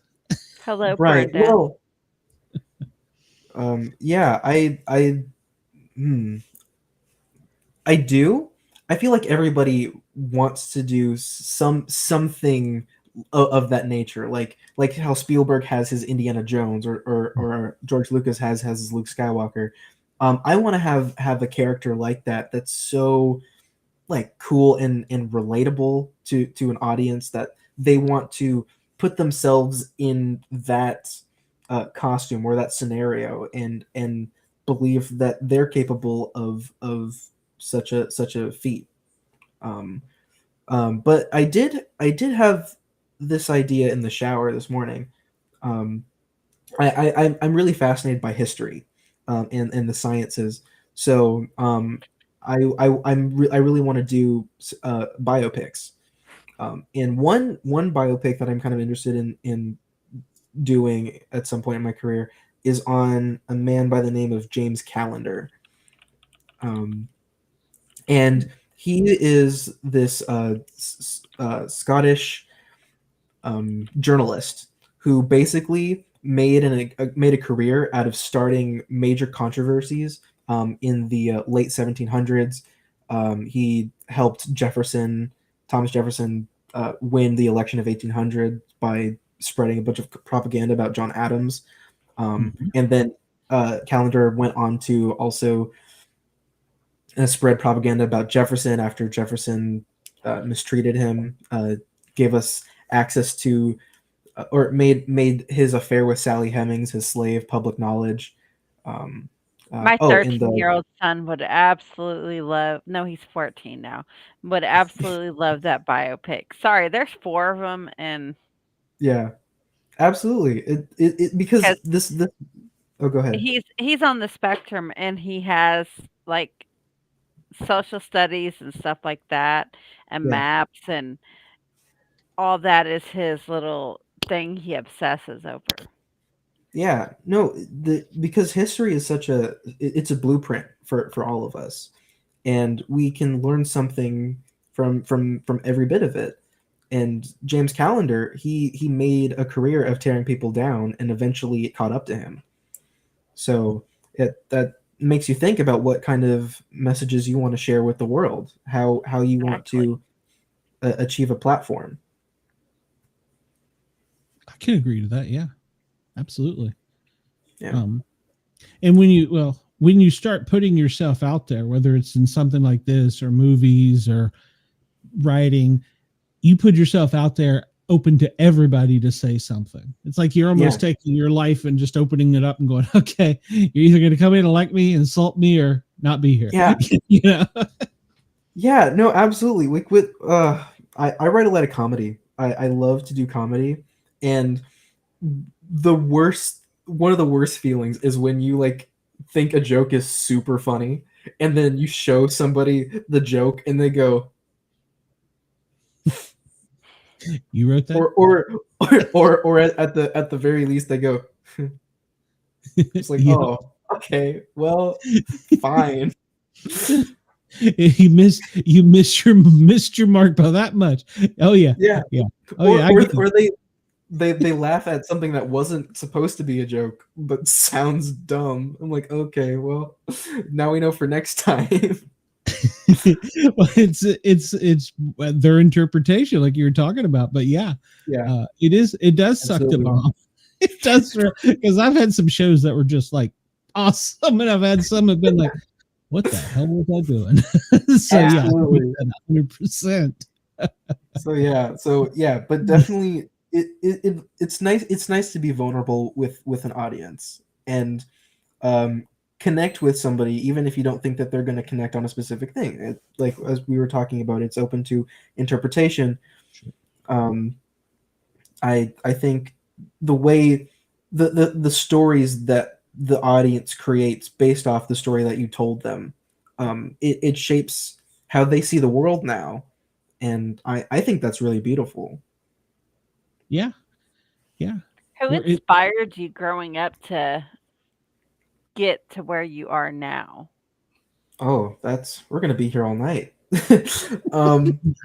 So, funny story. I didn't always want to be a filmmaker. I wanted to be an astrophysicist for the longest time, and that really goes to my aunt Margot, who, when I was really little, would talk to me about rockets.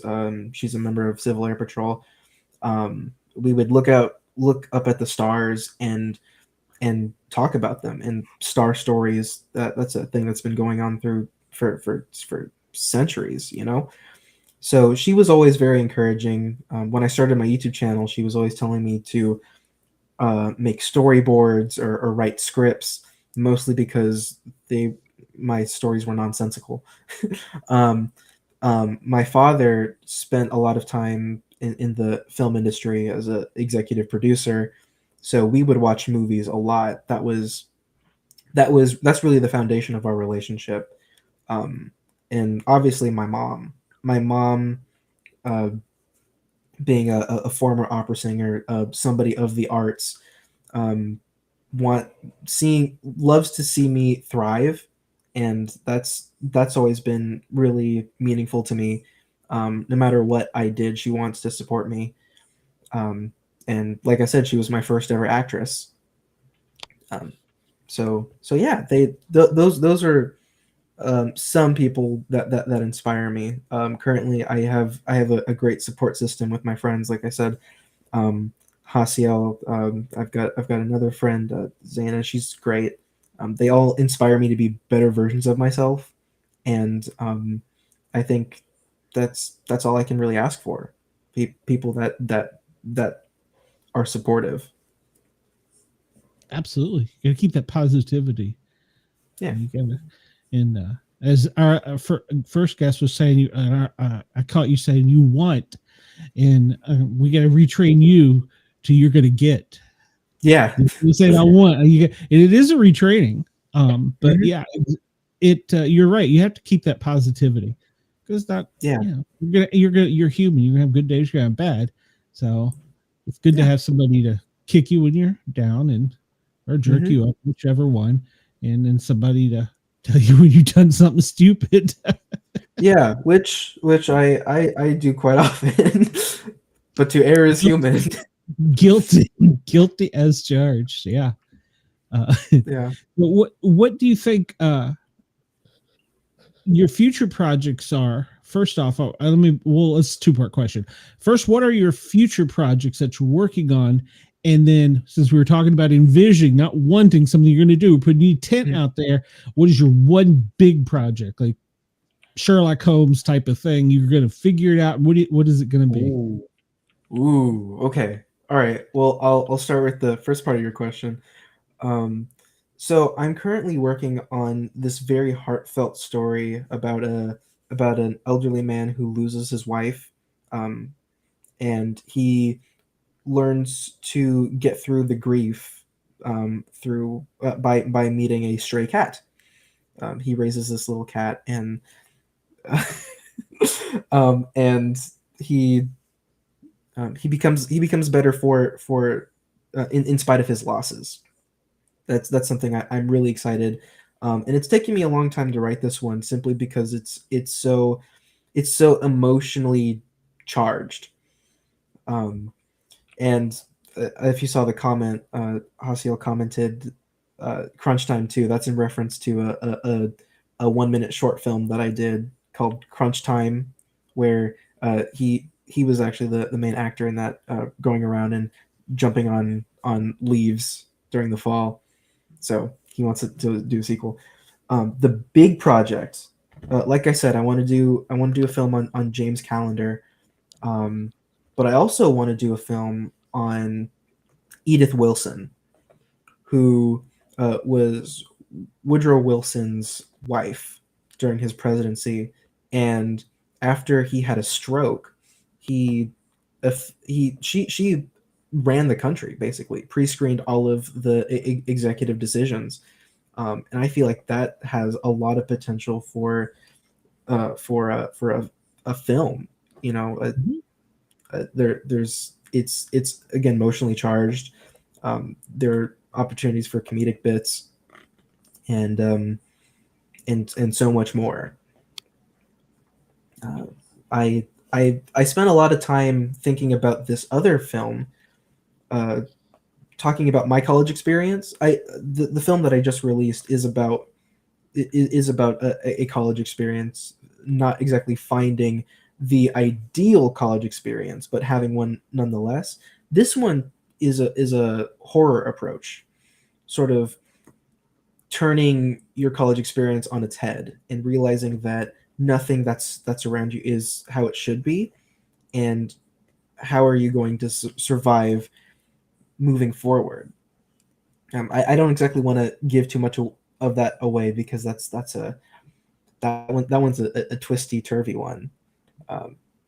Oh yeah, sounds like what is this show? Stranger Things. Stranger Things. Yeah. You're in the upside down now all of a sudden. Yeah, absolutely. Oh yeah, actually, that's not a bad comparison to draw. It's and really then great. you're talking about the cat and the elderly gentleman. Mm-hmm. This is probably way past you. There was a book called Cricket in Times Square. Ooh. And it's an older book. It had a lot of the characteristics you were talking about. And somebody took cricket and put it in a little box. They become friends, and so that's an old childhood memory. Sorry, I'm showing my age here. You can find the book, get it. It's really cool. So, well, thank you. Yeah, if you can find that, get that. That was a good old book. Matter of fact, I wish I had it. Sure. Now, but, actually, what was the name of it? I'll make sure I pick it up. Cricket in Times Square, and I don't even know. I don't even know if everything's available on Amazon now, but yeah. Oh, there it is. I found it by George Selden. Oh man, it's been so long I don't remember, but there couldn't be many people that wrote a book like that. Yeah. That's what it reminded me of when you were saying that. Is that with my childhood, I was thinking about, I remember this. That's kind of like this story, and that's also something you want to do as you're putting your stuff out there. You want to get what they connect to as well, because Absolutely. You're bringing up things, good memories from the past, talking about like the cricket in Times Square, or Spider-Man. So as you open yourself up, people are attaching to you and being like, hey, what about this? Mm-hmm. So what ifs? So I love the dwelling in the what ifs. Sometimes it's not exactly the best course of action, but just thinking about how different your life can be if you made one small decision differently.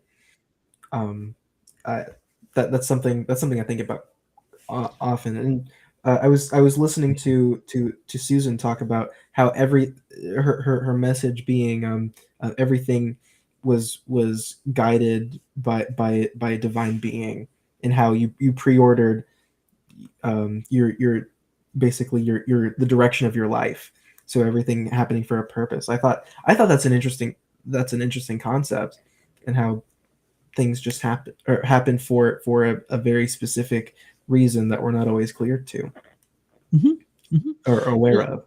Oh yeah, it's probably the best, because like she was talking about the experiment, what is it, double blind or the split, when they're watching it does something totally different. And yes, that's absolutely. Once you start realizing, because you're putting your energies out there, I'm putting my energies out there, where they meet, we're exchanging, sometimes good, sometimes bad, but it's all energy, and that's how we connect. And absolutely, yeah. And what is pre-programmed? Your Spidey underwear. Maybe I had Spidey underwear. I don't know. I don't even know they made it back then, but but yeah, no, I agree. And I forgot to ask her. She's working on a movie too. I got so mesmerized. I forget, and it just hit me. Yeah, we're gonna have her back, but yeah, she's working on a movie too, because I was going to try and get you two to kind of talk about the movie. So, because it's great to come on here and talk about you, but you want to talk about what you want, what you're going to do, what you're absolutely what I'm going to do, what you're going to do. Yeah, what we're going to get. Yeah, that's right. Actually, it was something that you just said that made me remember another project that I'm going to do. It's this series. It's not a film, but it's a series. When I was 14, that was when COVID hit, right? So I was a freshman in high school, and everything shut down. Oh gosh. Yeah, I didn't have a normal year of high school until my senior year. But it's got to be difficult. Well, yeah, it wasn't great, because I was taking high school classes and college classes at the same time, and everything was online. So chemistry 101, I just had to do like simulations online. at 7:50 because that made sense to people. But during that time, a local church, my local church, was trying to have their broadcast, their streaming broadcast, and they asked me to be a part of it. And thinking about how every COVID changed the world in every single way, including how church was done. That was such a very that's an interesting story in and of itself. But absolutely. and I learned a lot of what I know about video production by working with this team of people that's still functioning together, trying to broadcast, but definitely getting the messages across the internet to people that couldn't otherwise be in church for entirely other reasons. So definitely talking about the different people within the church trying to make a difference in this world where all the odds are stacked against them. That's a no-brainer story to tell. Mm-hmm. And add to that, you were saying the generations, because like my mom and family above me, they had never used this type of technology. This was all new to them. We were somewhat, because this was all starting to come about, but to the generation before us, this was all like learning a new language. And now you're trapped at home, you can't see anybody, and you got your iPad or your computer and a camera, and that's it. And how does this see how through different generations? Like I can't imagine you, because I went from middle school to high school and then college. I can't imagine going from that transition, middle school into boom that, and then okay, come on back, everybody. To me, that's got to be a difficult transition. But just in my head, in some ways it's good, but in other ways, holy crap, that changes your life. Yeah, and there's a really powerful question that steps out of the church environment, but think about food service or any environment where you have a team of people. How are you supposed to be a functioning team when you're not even supposed to be less than 6 feet away from each other? True story. I was a firefighter, and depending on which station you were assigned to, you either had 4 guys or up to 8 in your station. We had a county councilwoman see us on the fire truck, in our own little closed environment, coming back from a call or whatever, and she wanted us written up because we weren't wearing masks. Oh. And then she comes to the station, she sees us all together, and she's like, "Why aren't you wearing masks?" We're like, "Because we're here, we're a team. It's not what we do." And that they were so programmed to, you got to do this. And we told the chief, was like, "Yeah, that's not happening." That's not happening. But they were programming us so much that one little tiny bug was going to kill you, that it had people scared to do anything almost. Yeah. I mean, I was scared to leave the house. Oh, yeah. Well, and let me tell you, as a paramedic, I would go on the most terrifying calls where people had 106-degree fever, could barely breathe, and they had the COVID and didn't want to go to the hospital because they knew if you go to the hospital, you're going to die. Right. And I've had the other person that has a stubbed toenail and thinks they have the COVID. So I've had to deal with it on both spectrums. And I didn't drink. I still don't know how, but yeah. So it changed the world. Yeah. And well, everybody has a different perspective on it too, whether, my tainted view as a first responder or, a student like you that was, so to speak, shut out of part of your life. Yeah, you really were. That's the part that usually 9th grade through about your junior year, that's when you typically learn the most. But yeah, you were in a box, so to speak. Wow. Yeah. And I mean, it is pretty bad. It sucks, but very, very big. But I watched a lot of movies in that time. I got closer to something that made me happy, and I made a lot of films because I really put emphasis on comedy, because I'm like, well, with every reason to be sad right now. The world needs something to laugh at.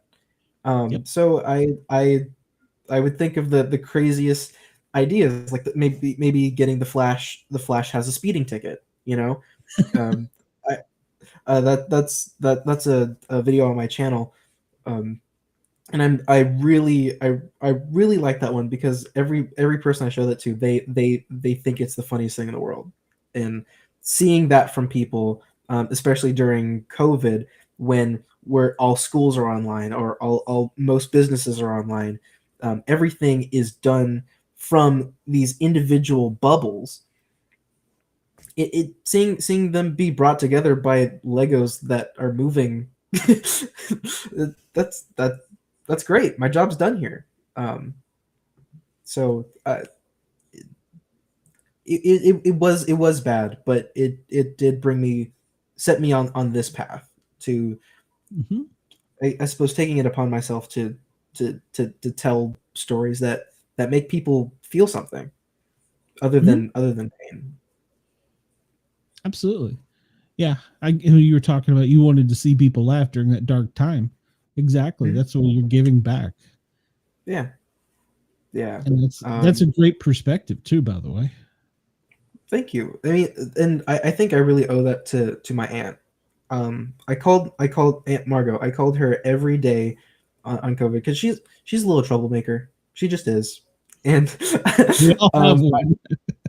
we all do. And if you don't have one, you're it. So Exactly. I called her every single day, and we would talk about, what's going on in the world, what's going on in our lives. And I remember one night, it was, like 10 or 11 p.m. And she's like, well, I should get some sleep. I need my beauty sleep or else I'm going to turn into a frog. And I was like, what? I thought that was a she mixed up her fairy tales there. But that of course sparked another story. And I did this whole improv bit, and just seeing her laugh, because we were on FaceTime, seeing her laugh at every little joke was just like, it was so heartwarming, because she has every reason to be scared. She has every reason to uh you know throw in the towel and be done with everything that's in the world right now, but yet she's choosing to still be an active participant in it, and laugh at her own mistake, and of course that's another stop motion on my channel, and she loves that. That's still her favorite. Did being in COVID change you to where you wanted to be out more and doing things and more active, or did it make you withdraw to where you're doing your own personal projects? A bit of both. It made me more reclusive in the ways of, like, I don't trust the world right now.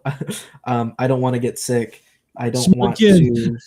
Yeah, I don't want any part in that messy business. And but at the same time, I realized that with my perspectives, I have an opportunity to change the world in a way, in some way. I haven't quite figured that out yet, but um, I know that I have something to add to this world. So if I can do that, then that's what I'm supposed to be doing. COVID made me more reclusive in that way of having all of these thoughts, but having all these thoughts allowed me the freedom to perfect them, so I could then go out into the world and go, here's what I have to offer. Take it or leave it. I like that. Now, along that same note, you may not have had this yet, but welcome to being out there. Have you had someone that is just so negative, so disgruntled, so hateful, so mean, or maybe even just treat you like crap online or wherever? Have you had a heckler, I guess is the best word? I've had many. I was bullied a lot in school, and um, you know, my it was really crazy. Is my mom was a teacher at my school, and yet this was still happening, which really angered her because it's like, well, he's one of mine. How? Why is nothing being done about this? I remember when I started my YouTube channel, and so I was 11, and then turning 12. Somehow the kids at my school found my YouTube channel, and they played my videos. One of my teachers thought like he thought it was harmless and decided to play one of my videos in class. Um, and you know, obviously they're making fun of it because what I was doing was looking back very cringy. Um, but you know, I it was still my work. I still had to be proud of it. Um, but they had an in. So at Mhm. every time I uploaded something, I would be met with comments of like, you know, this sucks. They would tell me to kill myself. I lost my friends because they decided it would be they would gain more social traction making fun of me rather than sticking with me. Um, so I that was a lesson in perseverance because it was either, well, people don't like what I have to offer, so I'm just not going to make films anymore. But that was something that made me happy. I got to tell stories. So I had to realize that it was just talk, and that there's nothing that they could say that's worth me throwing in the towel.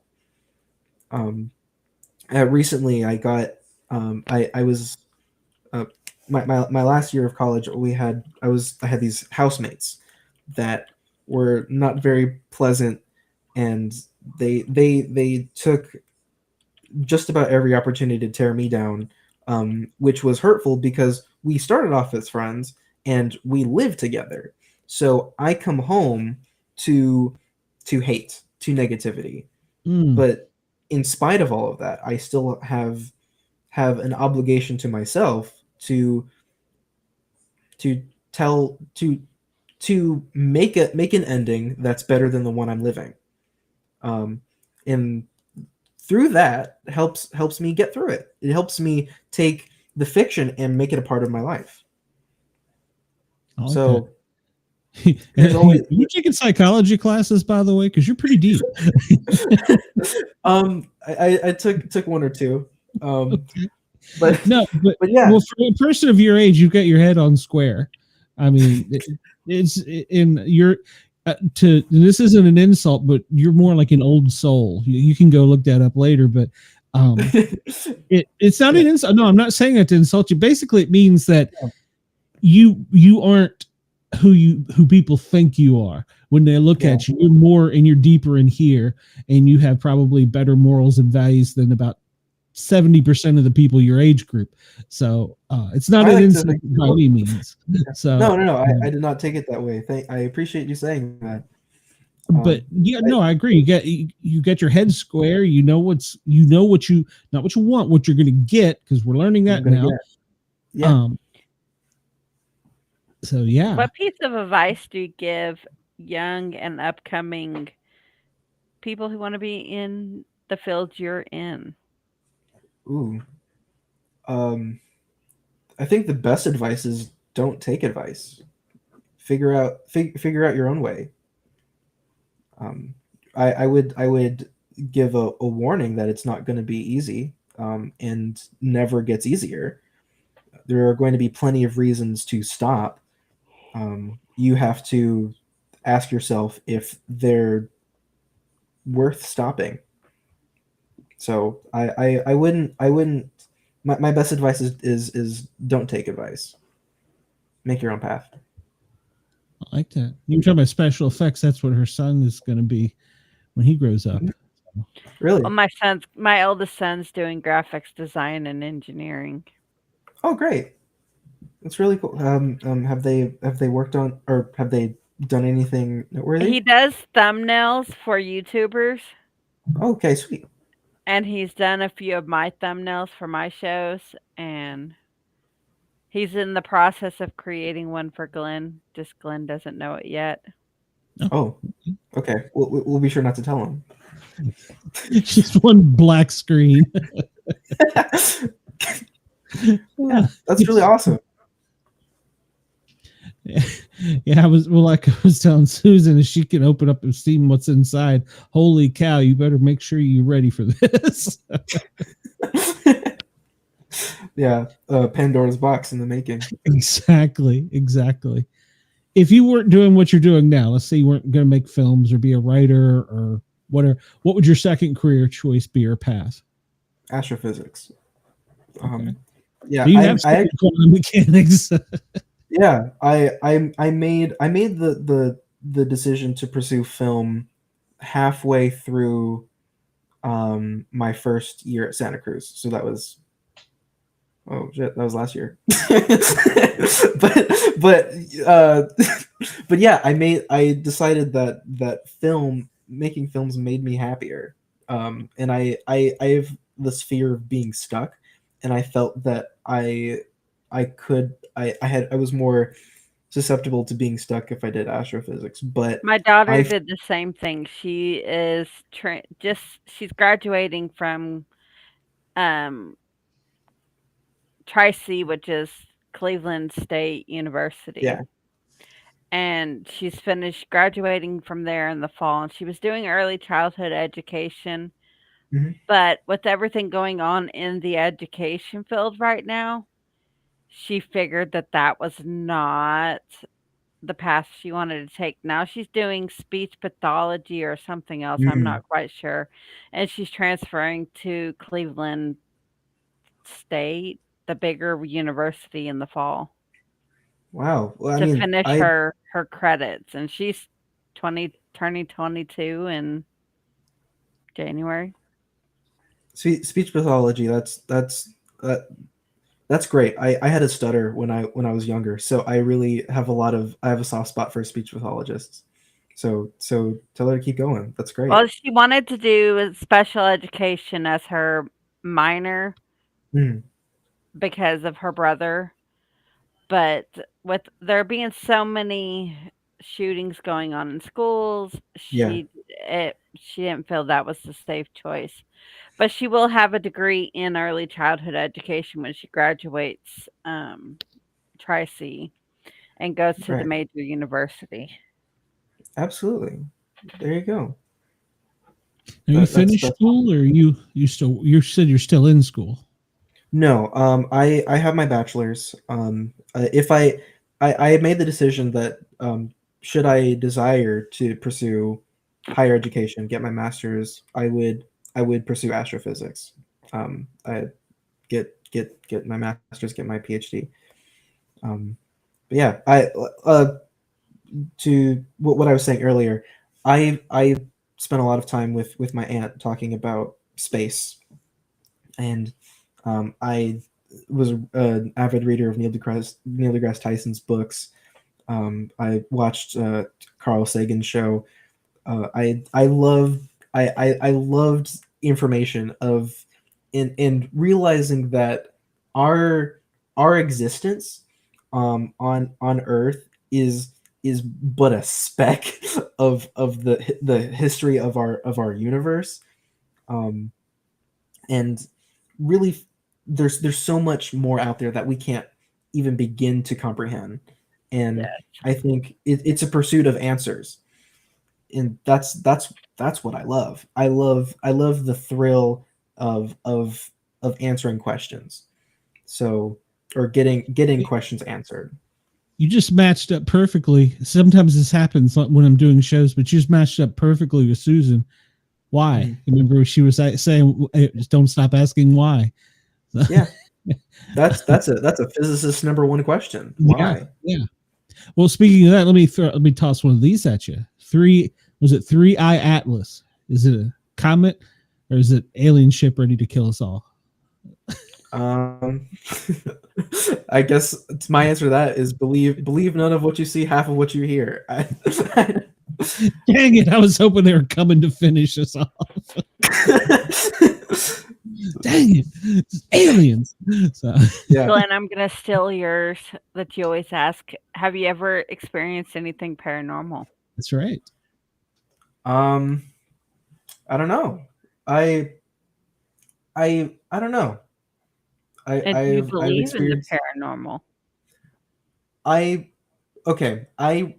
This that's a good question. I reserve a skeptical open mind. So I'm not going to say that there isn't anything paranormal or anything, like anything regarding higher powers or anything like that. But I will say that there is something to be said to stick to your guns of skepticism, to keep asking the questions so that you can get a more direct answer. So I think it's less about the pursuit of the paranormal, but the pursuit of of hard evidence. So Why? Yeah. yeah, The why. why? Exactly. The why. Yeah. I 'Cause think it's a very fascinating subject. So I love to read up on it. Have a conversation with Susan. Yeah. yeah, she's deep. And when you do your horror stuff, you got to talk to Harley. She's my horror expert. So, Oh yeah. she knows everything about horror. That's not my forte. So Sure. I prefer comedies and superhero. Yeah. I think I said this after 9/11 when it happened way back. Mhm. There's going to be a shift in the way they do things in Hollywood. And I said this, we're not going to have war movies. We're not going to, and there came in right after that, superhero movies were trying to, get yourself out of that rut, because people in our age group, that was the worst thing that had ever happened. In your age Right. group, COVID was the worst thing, and so I said Hollywood's going to shift that. And I told this, I said there was not going to be war movies anymore because we're actually in a war. Right. We're gonna have stuff to get us away from the war, and that's exactly what they did. And now I'm waiting to see when the aliens are coming with with all the comments and stuff. That our government releases something new every day, whether you believe that or not. But so. Yeah. I think that would be quite interesting for a film to say we have an alien invasion where aliens come down and they're here to I don't know, warn some of us or something like that. I don't know. This is a off the cuff thought, but basically, what if we're the problem? We're the problem, and they're here to sort of vet a solution where I they always they want see to look for an answer. Oh, go I ahead. always see us like, okay, I believe there is aliens, but you know how on The Simpsons the aliens are sitting in the spaceship and they're Mhm. watching us and they're laughing at everything Yeah. we're doing? Like, we're the TV show. That's how I Mhm. see, like, the aliens are. They're watching us and laughing at us because of all the stupid stuff that we do. Yeah. Yeah, Well, there's plenty to watch, isn't there? there's a new show every minute. Yeah. Yeah. Well, what if the aliens are coming back to fix us? That's the other thing. Yeah, when you said that, one of the guys that I got in the woods with when we do Bigfoot research, and he taught all these young people. He was we called him Grumpy. He was an old retired cop did search and rescue out in California, come here to retire and with his grandkids.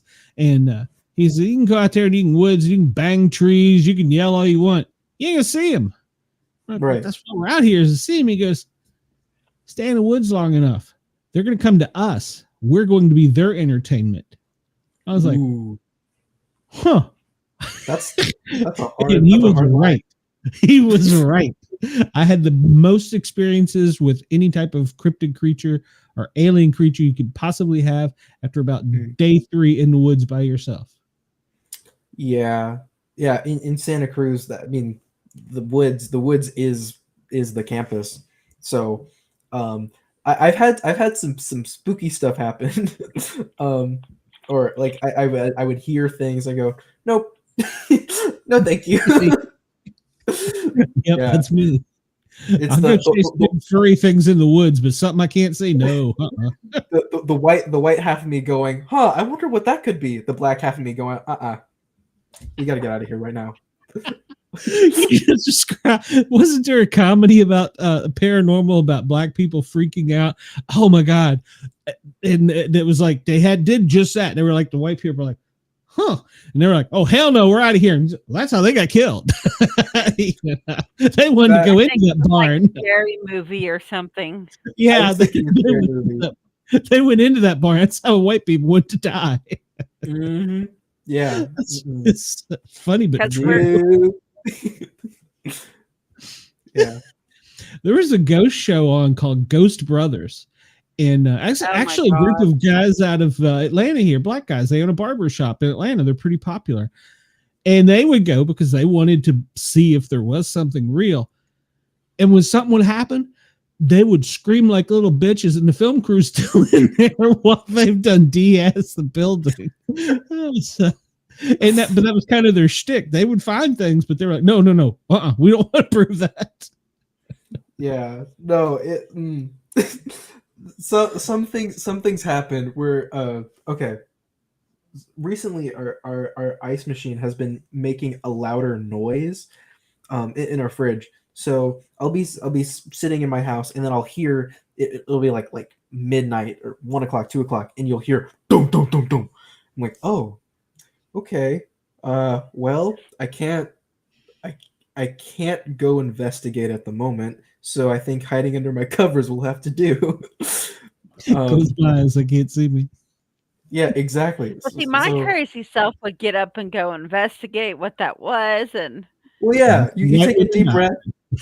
I have a lightsaber, and I'll eventually work up the courage and go around, and then put on my anybody there, huh? And then obviously nobody's there. And my parents were wondering why you run your Spidey drawers with a lightsaber. My Spider-Man underwear with my lightsaber. I'm Your mom just looks like this. There's something wrong with that kid. So. Every day. Yeah, me too. That's great. Well, Susan was just saying, the electrical things, the energy things, that's some of the things that they could control the easiest. Just some that out there for you, a little food for thought. So, okay, your refrigerator could be haunted. Oh no, they're gonna touch my leftovers. Never gonna get that Chinese back. Oh no. But the chow mein was fresh. That's it. That's a movie right there, The Haunted Refrigerator. Heck yeah. Grayson, you've been a great guest. You've made us all laugh. And I can't wait to see some of your projects. As you go along and get some of them done, I'd like to have you come back and maybe spread your laughter a little bit more with some of my fans. And YouTube's touchy about showing things, so I can't necessarily show things, but we can sure talk about stuff. So yeah, absolutely. I appreciate the both of you having me on and engaging in a quality conversation. Absolutely, that's what we're here for. And I still don't tell your dad, but I gotta book him. So okay. He's playing hard to get. He puts you out there as bait first, I guess. I don't know. That sounds like my father. Sounds like most old men. Yep, that's him. So yeah, he goes. I totally heard that ice machine, but I'll have him go ahead and figure it out. Yeah, exactly. So yeah, please come back as your projects come along and let us know. Because you've got something to give that is a different perspective than a lot of us. Even my generation, we were never, forced out of school. So everything you have is a different perspective for that. So, and I'm glad. And you do sound like, and I wasn't kidding, you sound like a kid with your head on straight. And so, well, if that's the least I can do, just go look up Old Soul, and you'll either block me or. Yeah. So, if I'm an old soul, I don't think I'll be able to work the darn computer. We'll see what happens. When you figure that one out, come let me. I'm screwing it up all the time. This is just duct tape and Band-Aids right here. Yeah. Grayson, I know it's early where you are, but have a great night. And Yeah. I appreciate you for coming on. It's been a lot of fun. And in the show links, I can't do it. Well, you put stuff on YouTube. When you initially put it up, you can't put everything. But when we're done, post edit, I've got your link to your YouTube, and I've got your GoFundMe up too. So hopefully we can help you that way. But yeah, YouTube won't let you do like 1,500 characters when you first set it up. So yeah. But I got you and Susan both in there. So I would say Thomas or Dad. He's a good show. Well, thank you. Yeah, thank good show. It was, and I do appreciate your time. And you can go tell him that I'm not that bad. So I may bite, but I'm not that bad. So likewise. I genuinely appreciate this opportunity. This has been very fun. Yes, sir. Come on back anytime. You're welcome. So we'd love to have you. We'll see you, Grayson. All right. Bye. Take it easy. All right. Night. This has been a great show. Yes, I almost canceled it. I was on. It was on there. You didn't. Yeah, I am. Oh, like you said, things happen for a reason. So, and I felt something about Susan was like a calling there. So, yes. I think it was, she had a message the world needs to hear on some dark days, but yeah. So next week, to let everybody know, next week I am not scheduling a Wednesday night show because I have family coming in, and this messy studio you see around me is going to become a nursery. So Mrs. Sportcat has kicked me out, and there's the final answer. So there will not be a show next Wednesday, but Harley and I are going to duct tape together and continue the Big Brother show. I haven't figured it out we yet. only have a few more episodes left of that. I know. And it's getting down to the good part or the bad part, depending on how you look at it. But so we're going to figure out how to make that work. And I post on social media. I'm taking a pause from doing the news show. We'll see what happens there. My heart's not in it at the moment, but then again, my heart's not in a lot of things at the moment. So we'll see what we do there. But so that's been suspended for a little while. And next week, there will be no Paranormal Guys Sportcat show. But if you're a fan of the Big Brother, we'll be there. And next week, I'm taking next week off from the Finland Rock Station. So will not be, oh God, I hope they're not listening. They may have just found out because I won't really be able to be in here. And plus there's going to be a lot of crying kids. So yeah, it wouldn't work out too well. But so hopefully after that, we'll have our act together and we'll get back to normal. So now, Harley, you got some stuff going on though. What do you got going on? Well, Saturday we're going to talk about the Conjuring house that is being put up for auction on October 31st. That's weird. Yeah, that was making headlines. That was trending. It's quite, it's out there because the people who originally had the house defaulted on their payments to the bank. Wow. Was that the house that maybe a year ago made headlines when one of the employees was told by a spirit that another employee was embezzling from the owners of the house and they fired him? Is that the same house by any chance? I think so. Yeah. And they fired him because he made headlines because he filed for unemployment because he was fired by a ghost. And he got kicked off of unemployment or didn't get approved, I guess. So yeah, that was making headlines. Hell, I think I may have the guy as a guest. I don't remember. So, yeah.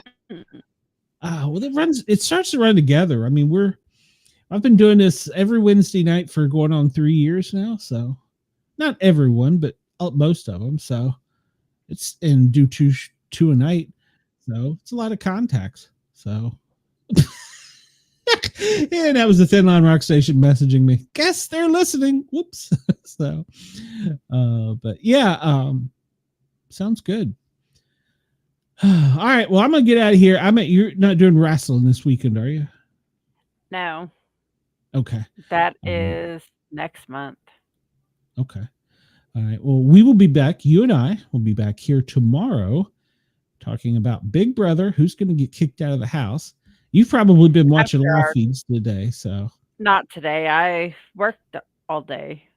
Yeah, I've had so much going on. I haven't had the feeds on. I need to. And then tomorrow we have to go back in the morning and watch this 2-hour episode from tonight, and then we have to watch 2-hour episode tomorrow night. That's okay. I need it right now. So, all right. Well, Harley, we will see you tomorrow night. Everybody, I want to thank my audience for keeping in there and staying with the chat. It's been a long show, but we've had a good time. So, yes. If you're into Big Brother, you'll see us tomorrow. If not, you can come see Harley on Saturday when she does that horror stuff I don't like. And then we'll be back next week with Big Brother. So there you go. That's where you'll find us. Maybe somewhere else. Hell, I don't know. But no, maybe wandering the streets. I don't know. Some days I feel like it. So everybody have a great night. We appreciate your support, your love, and we will talk to you soon.